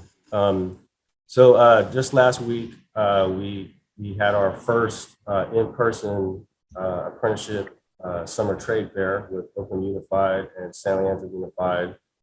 It was facilitated at the Cypress Mandela Training Center here in East Oakland. And, a lot of those kids were had already sort of demonstrated interest in the trades, or at least the industry. And, some of them for example, are Fremont High School students. And so if you're not familiar with Fremont High School in Oakland, they have an architecture academy. And so the kids that are in that architecture academy, there's a fair amount that will likely go on to college, right? We're really proud of them to be able to do that, and they will become engineers. There's a smaller population that won't. And so the population that won't, 10 years ago, they didn't know what opportunities were out there if they didn't want to be an architect. Well, what else can I do, right? Those resources weren't there for our educators or our counselors or their case managers. But in this work with Measure N, right, and when they're connecting with the trades now in 8th grade, 9th grade, they have exposure to those opportunities. And so, perhaps they're making that decision when they're 23, or maybe they're making that decision as young as 18. And then in 4 years, it won't be, I don't believe it's going to be as hard to be able to find, a workforce, ready to do this work. But yeah, you're right. There are a fair amount of students that maybe aren't interested in doing this kind of work. I'm not going to say it's like hard work, even though it is, but dirty work or anything like that. I just think that I can't really say it aside from maybe they hang around computers more than people did when I was in high school. And I'm saying, I do come from blue collar, and so I don't know, I'm sort of raised that way, I guess, easier for me. And I find it very poignant that you point out, and again, a lot of us hear about, and thanks for raising again, Steve, a lot of us hear about DEI. It's new. I mean, come on, we first heard of affirmative action back in the late 60s going into 70s. How can we affirmatively create action? That moved on to, I forget what was called in the 80s and the 90s when I came to California. From affirmative action, and now it's the focus is really what we're calling DEI, diversity, equity, and inclusion. Then also I've heard people have added A for access, and Jason here really points that out, folks. And I do want to underscore what you're saying, and because I hadn't thought of it that way before. You're really saying, people didn't show me or tell me about these types of jobs or these careers. It's not just that we have a climate emergency, which we do. We have an existential imperative that we're acting on, hence this conference, and the work we're kind of trying to do now in retooling and reorienting our own companies, jobs, and the work that we do. But it's the access question that we haven't really done the work to go to high schools on professionals day and stop showing just tech workers and tech people and stars in Hollywood. Sorry, I've been in the tech field in Silicon Valley. So yeah, I do speak from that perspective. I'm not bashing people. We tend to only just select a very small group to represent of this you can be. And we don't put out there, as Elaine put in the comments, or someone did, the fact that a construction worker can make as much, if not more, in only just 2 years after getting their training and becoming not just an apprentice, but becoming a journeyman or a worker, a union worker, doing electrical work or construction work, or even on homes, more than you can coming out of college.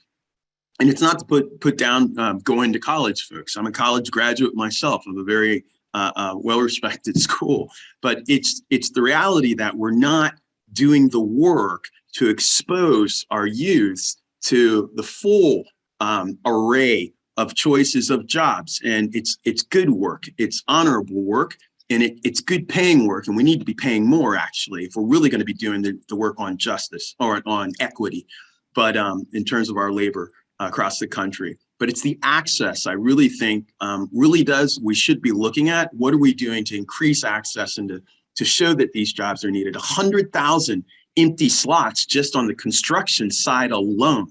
We're not even talking on the forestry side or all these jobs coming up. But before we actually get it there, we really should be thinking about how are we making this accessible and showing this opportunity to younger people, but even to other people in careers right now who might want to, help join a part of this big action we've undertaken to decarbonize our society, basically, and to decarbonize the atmosphere. But we need to be pointing out the full array of work that's needed and workers that are going to be needed to do this work. I'm going to thank our two panelists here for the work they've done. You can give them the praise in your comments and reactions or chat with them directly. Continue to drop your chats. Continue to drop your questions in the chat below. And then we're going to move right along here to our next speaker. So thank you again, Jason, and thank you, Melanie. Our next up in terms of our panel, panelists up are for our equity and public health and safety in the home and in the workplace. Public health and safety in home and workplace is Ken Sutsu of Vallejo Air Quality Monitoring Project, and Larry Strain, who's principal. He's an architect, principal architect with his firm Siegel and Strain Architects as well. And first up, we're going to have Ken Sutsu. Ken? Thank you, everyone. And today, this panel is about equity and public health and safety, home and base. I'm going to do a report on observation from the frontline community. I'm from Vallejo, California, and by Citizen Air Monitoring Network. And sorry, my name is Ken Sutsu. And first of all, we heard many discussion and talk earlier, and I wanted to say what is the focus and the perspective of my talk. First of all, the focus is going to be on the ground level. So basically, we are a community group. So what I'm going to report is what we see in the community. And the second one is we are a frontline community. So I have that perspective also. So basically, I will be touching on some of the equity discussion. And the third one is I will talk this with a focus on air quality monitoring, because that's what we do. And I wanted to put this on first, as that's the focus of my talk and my perspective. Thank you for all the discussion earlier, which we talked about. For example, lastly was the keynote talk about research is not the answer only, because we have a lot of research and somehow the movement is not as fast as we would like to see. And also, just like Emma's mentioned just before this talk about the access, like how do we make this information available and have people engaged?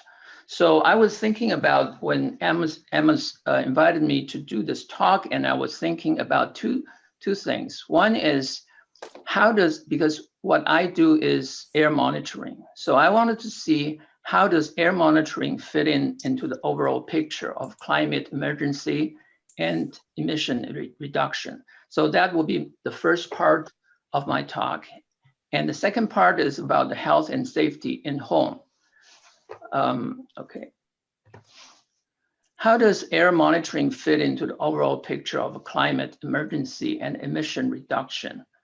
I think since my work has been focused on air monitoring, and so I was thinking what are the similarity between the work which we do and the work which the people on this meeting is working on, which is to work on the climate emergency and emission reduction. So there are some similarity and some differences, and which I wanted to bring it up first. I think the similarity, as Leslie and Emma mentioned earlier, is how do we make people get people involved in this area?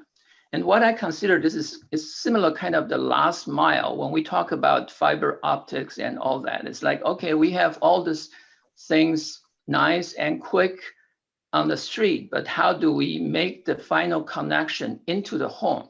And which is, it's in many ways is the same. It's like, okay, the similarity here is both air monitoring and climate emergency is something which is important, but not urgent. And that because of that, people they consider it as important, but they are not taking action because it's not urgent. And also there's a time delay in cause and effect. So people don't see how important or how, and yet some people can see the importance, but they don't think it's urgent. And there's another group of people who don't even think it's important because there's a time delay between the cause and an effect. So just like monitoring the air, I mean, even the air quality is bad today. I mean, you're not going to just die or get sick right away. So it takes months and even years for people to get sick. I think, so that is the finding a connection. How do we introduce this concept and make people aware of that and willing to engage? I think that is one of the similarity between what we have been doing, which is the air monitoring, and what the climate emergency group and emission reduction group is doing. I think that's the similarity. The difference which I see is air quality events happen more often and bring attention. For example, like we have, as we all are aware, the forest fire or the wildfire, which bring a lot of attention to air quality. And that is something which I think we wanted to get people to involved and be aware of. So we need to have something to get their attention. And I think air quality compare with, say, climate emergency or global warming, air quality event is easier for people to understand and can relate directly to themselves. So that's the difference and the similarity. Okay, so I guess like earlier we talked about how do we get people involved in our movement. And so we like all the people participated in this morning's event, I'm sure we all know the detail and the benefit and what to do. But from our experience, most of the people for example, we interact with, I would say probably more than 80 or 90% of the people, they either they don't know something is wrong, or they are not taking any action. And I thought, so I think I wanted to share with you on our journey is like, how do we as a group, like for the Citizen Air Monitoring Network people, like the starting point is just like a lot of the people, which is, don't worry, you are in good hands. There's no problem. Okay, so how do we start from that point into get to the point which we actually care about air quality and global warming and climate emergency? So that's the journey which I'm going to share with you and to tell our story. So just like starting point, especially I live in Vallejo, and if you have been in Vallejo, I think most likely when you look out into the window, you see like open space, and you see bay, and you see Napa River and everything, and beautiful sunset. Everything looks good. So most of the people, first of all, they are not even aware of we have a problem, because the scenery is very beautiful. So that is the first thing, is like people are not even aware of that. And the whole thing changed because we have, so that's a starting point. Okay, so our story, we can go into the name of network, which is Citizen Air Monitoring Network. So, so I'm going to talk about why we say, what is in our name, monitoring, and why we call Citizen Air Monitoring Network. Okay, so why monitoring?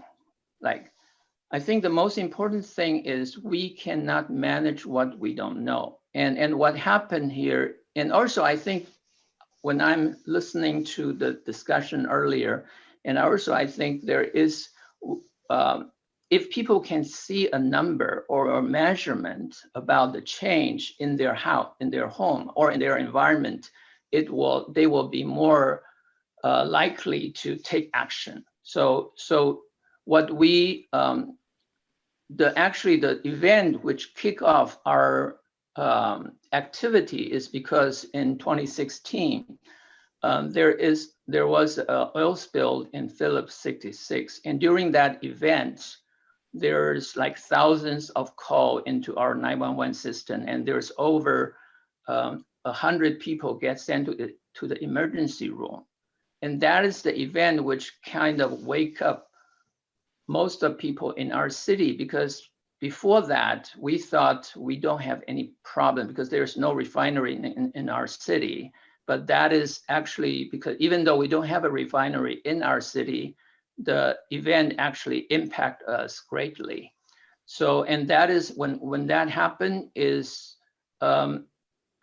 what we learned afterward is just like everybody else, or most of the people, we think we are taken care of by the agency, for example, the Air District or the CARB, and we find out actually that's not the case. And for example, up to this point, no one is held accountable for that event. And that the reason is because we don't have data. So that's why we say, okay, we need data, and everything, if we're going to take some action, it has to be data driven. So that's why monitoring, and and also it's like when we monitor, we have some data and people will be more willing to take action. And the second question is why Citizen? The Citizen is because we need people involved to make change, as many people mentioned before. Like we have all this research and data and good things available out there, but people are not involved. So we need people to get involved to make changes. And also the second part is we have to protect ourselves instead of waiting for someone else to do things for us. So it's like from the air monitoring qualities point of view, many people believe the air district will protect us, but actually when you when we really run into an incident, we find out we are the ones who care about ourselves the most. And I think also this is basically that's the part which get people involved, and they have to know like they have to do something in order to make things happen or better for themselves. So so that is the part on I think the similarity and the difference. And I think because of people started to paying attention to air quality, which basically also is basically people start to be interested in the emission. I mean, whatever, who is the emission coming from the refinery or the emission coming from the car. And that's where people started to get involved and interested. So I think in order to get people involved, we have to find something which they care about and it's relevant to them and in their daily life. And also, okay, so I'm also going to talk about a little bit about the equity part. We all want people to get involved. I mean, just look at today's meeting. I think all the people we participated in this meeting, we are quote unquote privileged because we have the time and we can participate. And many of the people we work in our community, they cannot afford to like coming into a meeting like this 3 hours and they have to work. Okay, so and also we see like people can upgrade their home and things like that. And many times people in the frontline community, that is not the case. So so that is if we are going to look at equity and the access and reaching out, and I think those are the area which we need to pay attention. Okay, so that's the first part. The second part is about the health and safety in home. And I'm going to keep this brief. I believe most of people, especially people participating in this webinar, knows a lot already. I will just point out some of the things which maybe even, I mean, maybe not familiar to some of you. So on the health and safety in home, basically I wanted to separate into 3 areas. One is during the regular days and the wildfire days and actions we take. We means the Citizen Air Monitoring Network take to improve health and safety at home.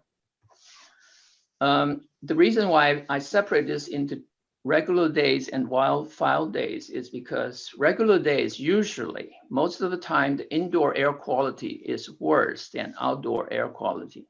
That's for the average home, okay? If you're in an office building and they have central system and have good filter, then your indoor air quality usually it's pretty good. But for a general population, on a regular day, the indoor air quality is worse than outdoor air quality. And also we mentioned earlier, like aside from like if you have a new carpet, new furniture, new building, and like or new floor and things like that. If you don't have those things, then cooking and fireplace contribute the most to indoor air pollution.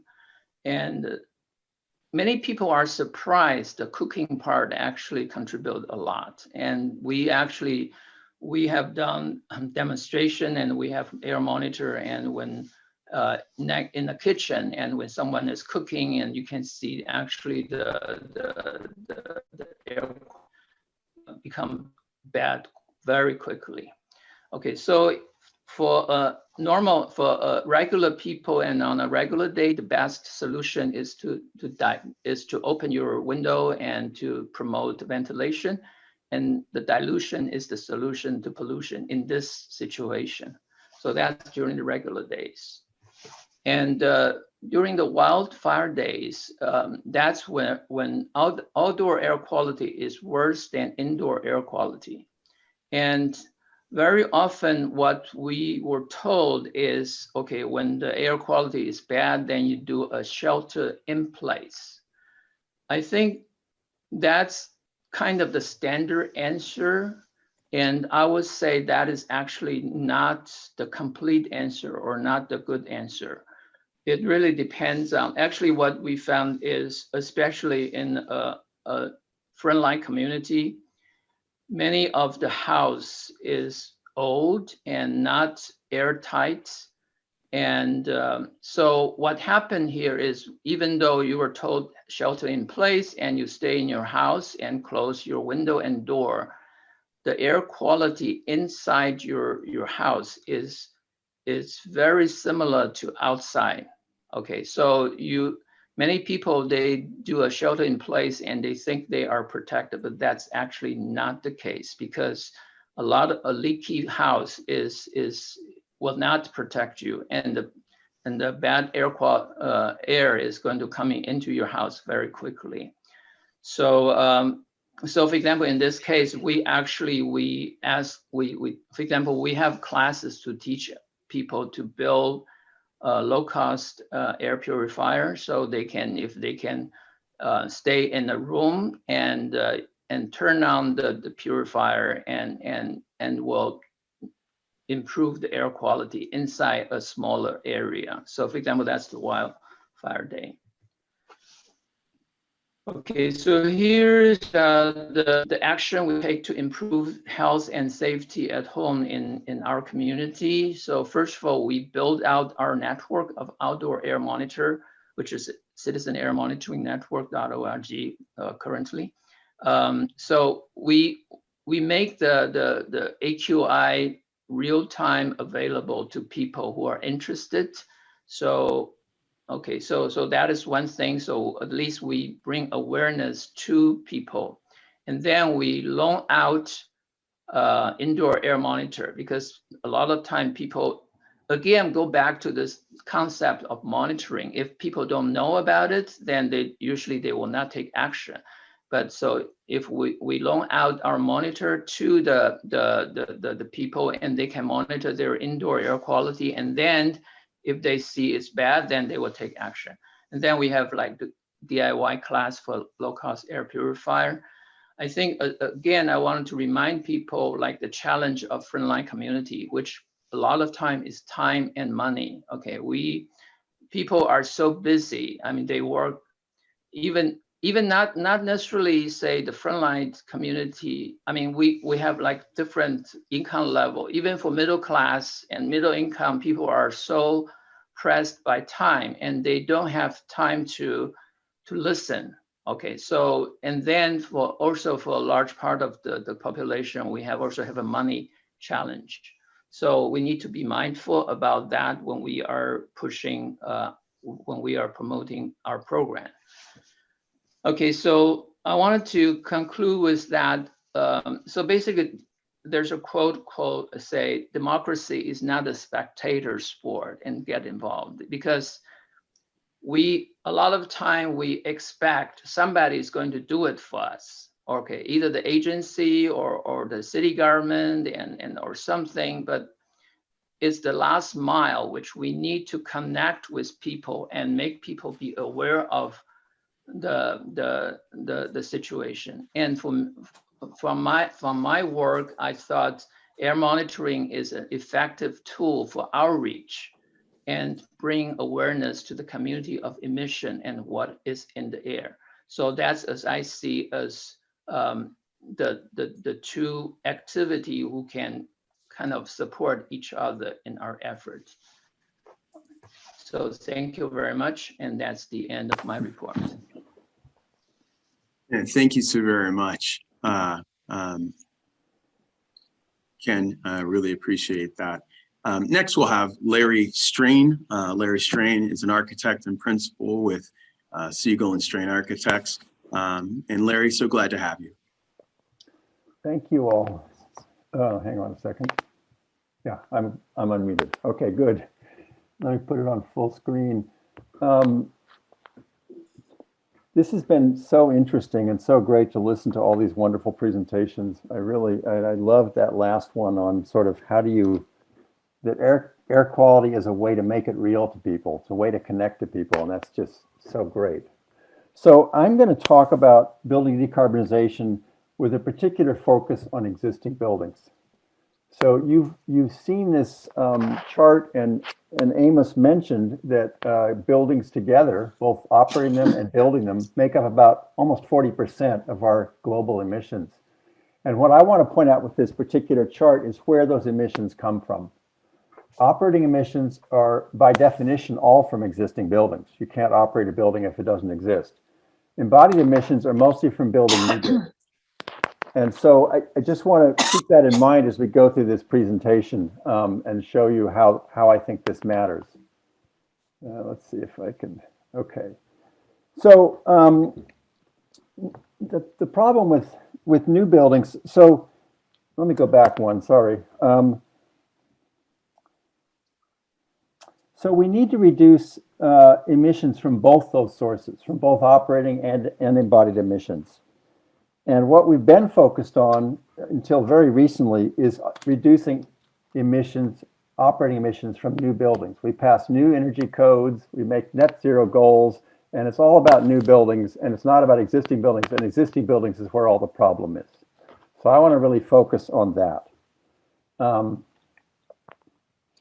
So what this shows is that new buildings, we build about 6 billion square meters a year. The operating emissions account for less than 0.5% of global emissions from those new buildings on an annual basis. Embodied emissions, as we already pointed out, is about 11%, and the existing buildings are 28% of all our emissions for the whole world. So we really should be focusing on the right-hand side of this screen and in the middle of the screen. And it's not that we shouldn't pay attention to new buildings, it's just that it's not where the big problem is. Here's why existing buildings are the key. We have a whole lot of them. They're not very efficient. And from a carbon standpoint, we can't afford to replace them all, and we can't afford to leave them alone. We also build a whole lot of new buildings. They're generally more efficient, but it takes a lot of carbon to make a building. Most new buildings over the next critical 10 years will be most new building emissions over the next critical 10 years will be the embodied emissions from building them. Reusing and upgrading what we have reduces operating and embodied emissions. The upgrade part reduces current operating emissions, that 28% we're trying to drive down, and the reuse part makes it possible to build fewer new buildings, thereby reducing future embodied emissions as well, the other 11%.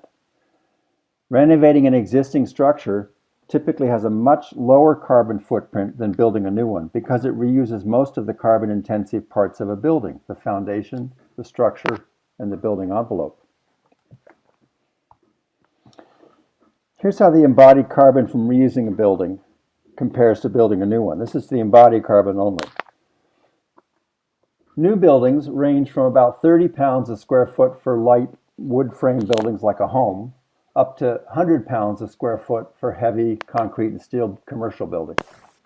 Renovations are 50 to 80% less than that typically, and then it's possible to do even lower carbon renovations by selecting the right materials. You can use structure as finish, efficient use of materials, deconstruct and reuse materials, use lighter weight alternatives, and we can use low carbon materials through recycled materials, bio-based, and avoiding carbon-intensive materials. So there's ways to make those renovations even lower, and new construction as well.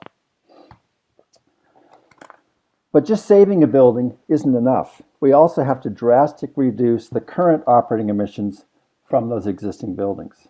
We have to get to zero by 2040, and maybe even a lot sooner. Since the 70s, we've been focused on building efficiency, more efficient appliances and lighting, maybe adding solar, and this is still critically important. But from a greenhouse gas perspective, we need to expand our focus to include eliminating fossil fuels and converting buildings to all electric, powered by high efficiency heat pumps and clean power. Building efficiency still matters. So efficient homes save energy and emissions. Heating and cooling systems can be smaller, they don't have to work as hard, and better building envelopes make buildings more comfortable. But we have to be smart about it. We need to pay attention to how much carbon we invest in efficiency measures compared to how much carbon we're going to save. And we have to be saving more carbon than we're going to emit within the next 10 years, or we shouldn't be doing that investment, actually.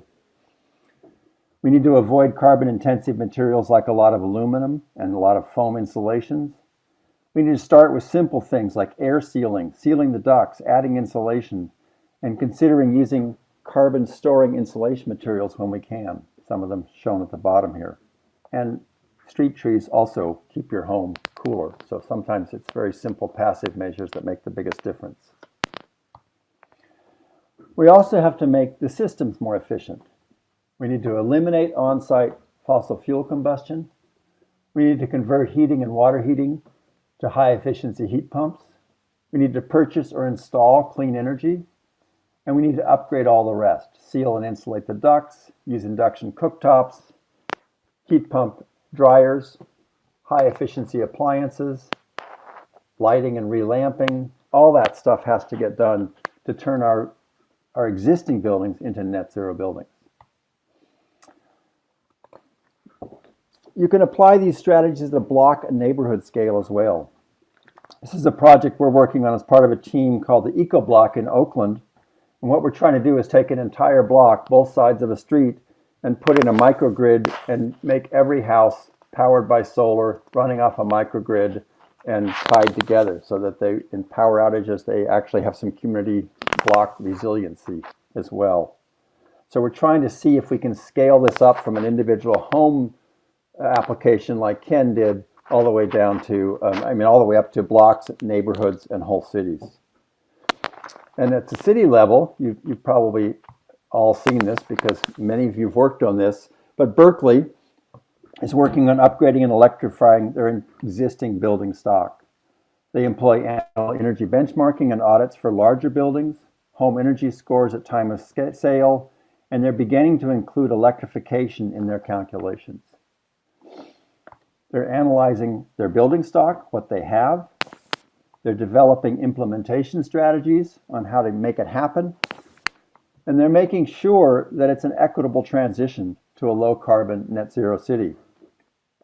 And I want to end with that piece of it because reusing and improving what we have is not just a carbon saving method. It's a way of investing in people and community. A lot of times we see these great plans for imagined opportunities for redevelopment. And they define opportunity zones and then they go after that and it's a great idea. And I think that when we tear down something and build something new, we always assume that what we're going to build back is going to be better than what we had. And I think it's important to recognize what we already have. Neighborhoods take generations to build. They're not very planned. They mostly evolve. That's something that's very hard to recreate. So it's good to do new things, but it's good to really take a look at what you got before you get rid of it. We need to save carbon. It's a great place to save. It's great to save old buildings. But what we really need to save are the lives and memories of the people who live here. So that's what I have for the basic presentation. If you want me to stop here, I've also got a tool I can show, but I think we should probably just stop here and we'll leave a lot of time for questions. Thank you. Yeah, Larry, thank you. Really appreciate that. And Ken, thank you also for your presentation. We're going to get right to the questions here now. And with that in mind, again, Ken, Larry, thank you so very much. And yes, folks, all these presentations, their PowerPoint decks will be shared on our website following the summit here that we do have. But Larry, you know, from the previous presentation with Jason and Melanie and as a practitioner, I mean, we got our work cut out for us. We got 8.5 years minus 1 month to get this done.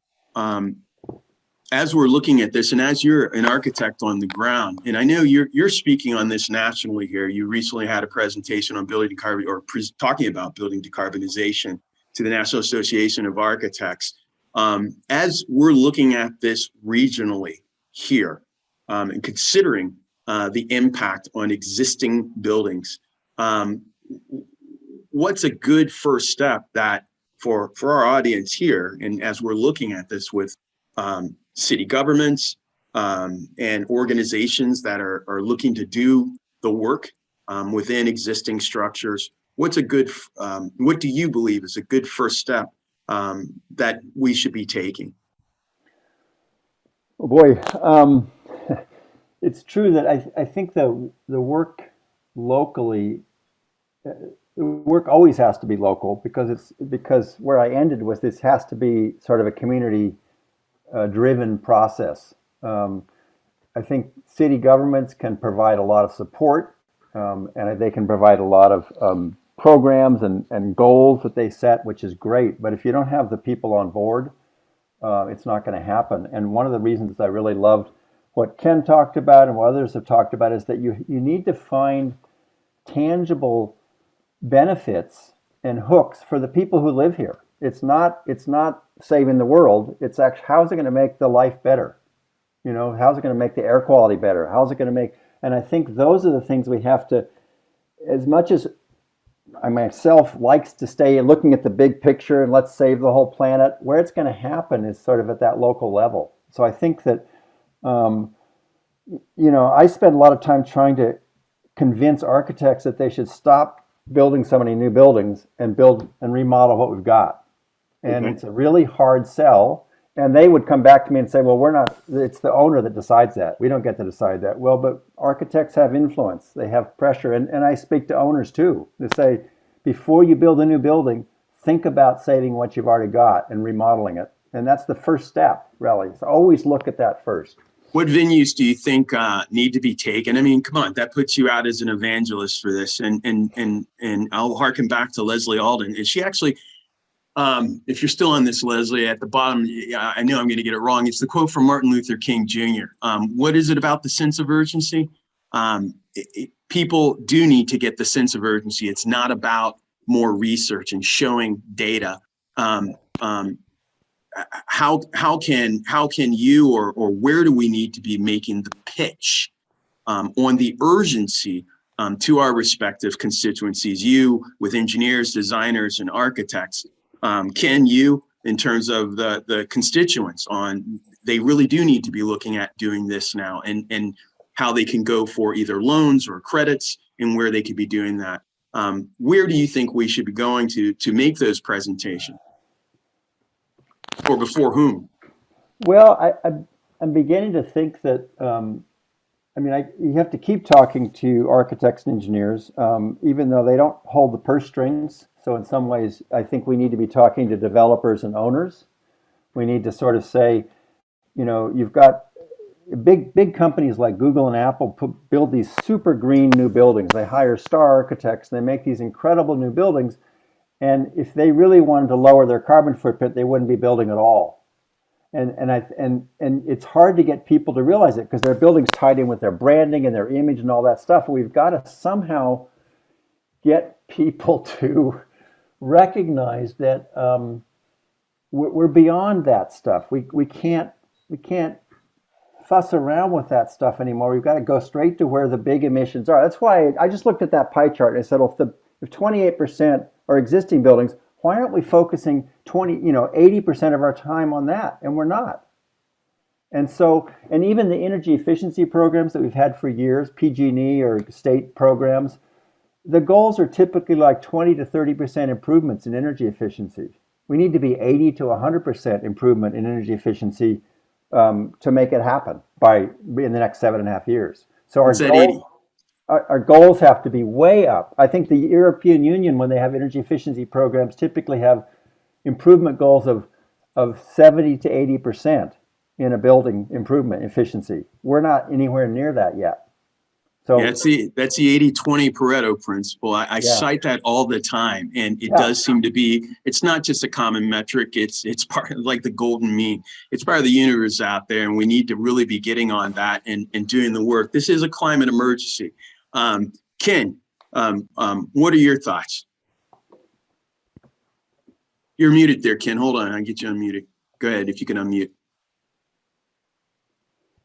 Yeah, as I said, that because we worked in the community with people, and so, like for example, if we have meeting, even during the evening or weekend, like people, because they don't have time to, not just like lower income people, even for people in the 30s and 40s. They have kids, they have work and all that. So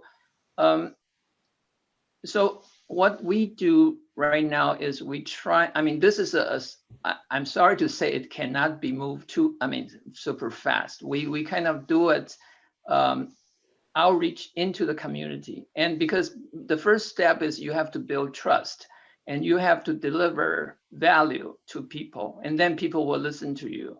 And so that's basically what we have been doing, quote unquote, slowly. And because we think in the long term, that's what is needed, not only, for example, for in climate emergency, but also, for example, our local government, how the government operate and all that, it needs people to get involved. As I quoted saying, like, actually, democracy is not only not you cannot just watch it. It's a contact sport. You have to go into the field and actually fight it out, because there are other people or other other group which is trying to pull the thing to the other direction. So I'm sorry to say I don't have like a silver bullet. It's you just have to do it and push it forward. Thank you. Mm-hmm. No, I really appreciate that. It's not a silver bullet, but you know, from your perspective, it's the lay perspective as you know, as you said, citizen. What can we do as citizen or as citizens in our own responsibility, having knowledge of our own individual responsibility and what we could do where we live, at home or in our own workplaces, as we have agency over those domains. So I really appreciate that. I'm going to take one question and then we're going to wrap up here. I know we had, trying to see my own view. We don't have any questions there from the audience. I'll just move it forward. I do want to thank you, Larry and Ken. Thank you so much for your presentations. I do want to thank Melanie Colburn and Jason as well for your presentations. And remember also, people, get me your decks. And then on the front side, Jessica and Weitai, thank you for your presentations as well. Jack, why don't you take us with the final poll and move us along here? Okay, this isn't really a poll, but I can just say that several of us in the Climate Emergency Mobilization Task Force have been trying to identify concrete actions, a lot of which came out today. Some of them we talked about, and I really appreciate, Ken, your point about how it's really important to get people involved. I mean, that was a great presentation. And Larry, I think your whole point about the urgency and the importance of existing buildings. Let me just share my screen. We have a document that we've prepared, and then I'll put it in the chat here.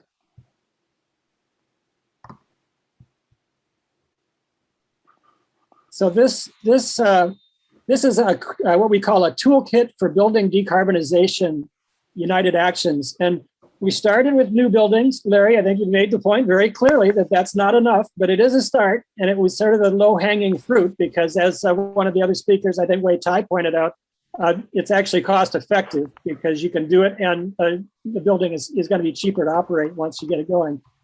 And so we have some examples. The Berkeley Ordinance, the Sierra Club has put a list of all the 46 cities. Then we've got some other best practices. What we tried to do with these links in this document here, let me put it in the chat so that everybody can make sure they have it. We've looked at electrifying city facilities, and Boulder, Colorado has a really good program there. So we're looking at best practices wherever we can find them. And then existing buildings, actually, I picked up a couple of things today. The Silicon Valley streamlining permitting, I popped that in there. That was a great example. And also, just out of the chat, Igor pointed out that there is an expedited process for approving rooftop solar. And so I popped that link in the chat. Thank you, Igor, for that. Cities such as San Francisco and Albany both have good energy conservation ordinances, but as Larry points out, a lot of these need to be a lot more aggressive than they have been in the past. We have a link to state, trying to get the state to adopt all electric new buildings. And some talking points were put in there by Johnny from the Rocky Mountain Institute. The Silicon Valley Clean Energy has an overall strategy plan. Anyway, I just wanted to point all these are the kind of actions that we've been trying to identify in the Climate Emergency Task Force. These are cities and agencies. We've all declared a climate emergency, but what are we going to do about it? And that's what we're trying to answer in these summits. So thank you so much, everybody. And there's a lot of notes I added from today at the bottom of this document. You're welcome to just take a look at that too. And where is this document located? Is it on your website? I just put it in the chat. I just put it in the chat. Yeah, and I just dropped in, and thank you, Jack. Thank you so very much. And folks, look at this list. These are all the resources, and we are compiling these. We're doing these again. This is citizen driven, and Jack and Steve have really pulled this together through our program and logistics committee. Can't thank them enough. Over 2.5 years or 2 years of work we've been doing, and these are the actions and links that you have there for you. In the chat, if you look, we're taking these links. I put in the Climate Summit program and bio again for you. You can take that, bookmark it, save it. Panel 2 questions and responses with links that were copied from the chat. Please take a look at that from electrification and workforce development. Panel 3, participant questions. So any chat questions you did have, or if you wanted to go back over it, and also from the first chat we did lose, I'm going to get a copy of that. We'll drop that into a wiki, just like I'm doing with these other ones. So you can come back, revisit these, and make these a part. We'll take these and move them to our website as well, so that they could be a continued resource for you. Panel 3, the one we just closed with Larry and with Ken, the questions are there, and your information from the chat is being saved as well. And then a link to our website, the Climate Emergency Mobilization Task Force. That's who is hosting this webinar today on building decarbonization and building safety. I do want to thank everybody for coming today and for participating, for bearing through yet another Friday. And it's always the first pancake. Last year, last July, we had this a similar glitch happen, but we all didn't get kicked out. But I'm glad, thank you all for recovering so brilliantly and logging back in, and for all your questions. Please do connect with our panelists here or their organizations, or I should also say, do connect with us and continue the conversation. Go to our website, sign into our newsletter. That way you'll get the announcements of when we do have our next general meeting. These are usually an hour long. We do discuss these. We have committees where we're doing the work. I can't thank enough our chair, Cheryl Davila, for starting this off and getting us all, leading us as an organization, and here regionally with this climate emergency mobilization that we've taken on. But do stay networked, stay in touch, and continue to keep doing the good work that you're doing. I just wanted to thank everyone again. All the presentations were incredibly amazing. I learned so much today about building decarbonization and what we can do ourselves. I was so impressed with just everyone, and honestly, thank everyone for coming back, because that glitch kind of just threw us into a turmoil, but we recovered. So that's what we have to do, recover from everything that we're facing right now. And it's a lot. So take those deep breaths, continue to live, love, and be happy, and collaborate and unite, because we need united actions to deal with the climate crisis that we are in right now as we speak. So thank you, everyone. Have a blessed day. Stay healthy, be safe. Wear your masks. I know they say you can take them off, but you know, the whole country's red except for 3 states. So just saying, we have to be cognizant of the reality of the situation and take care of ourselves, love ourselves, and keep up the fight for the climate. Thank you so much. Have a blessed day, everyone.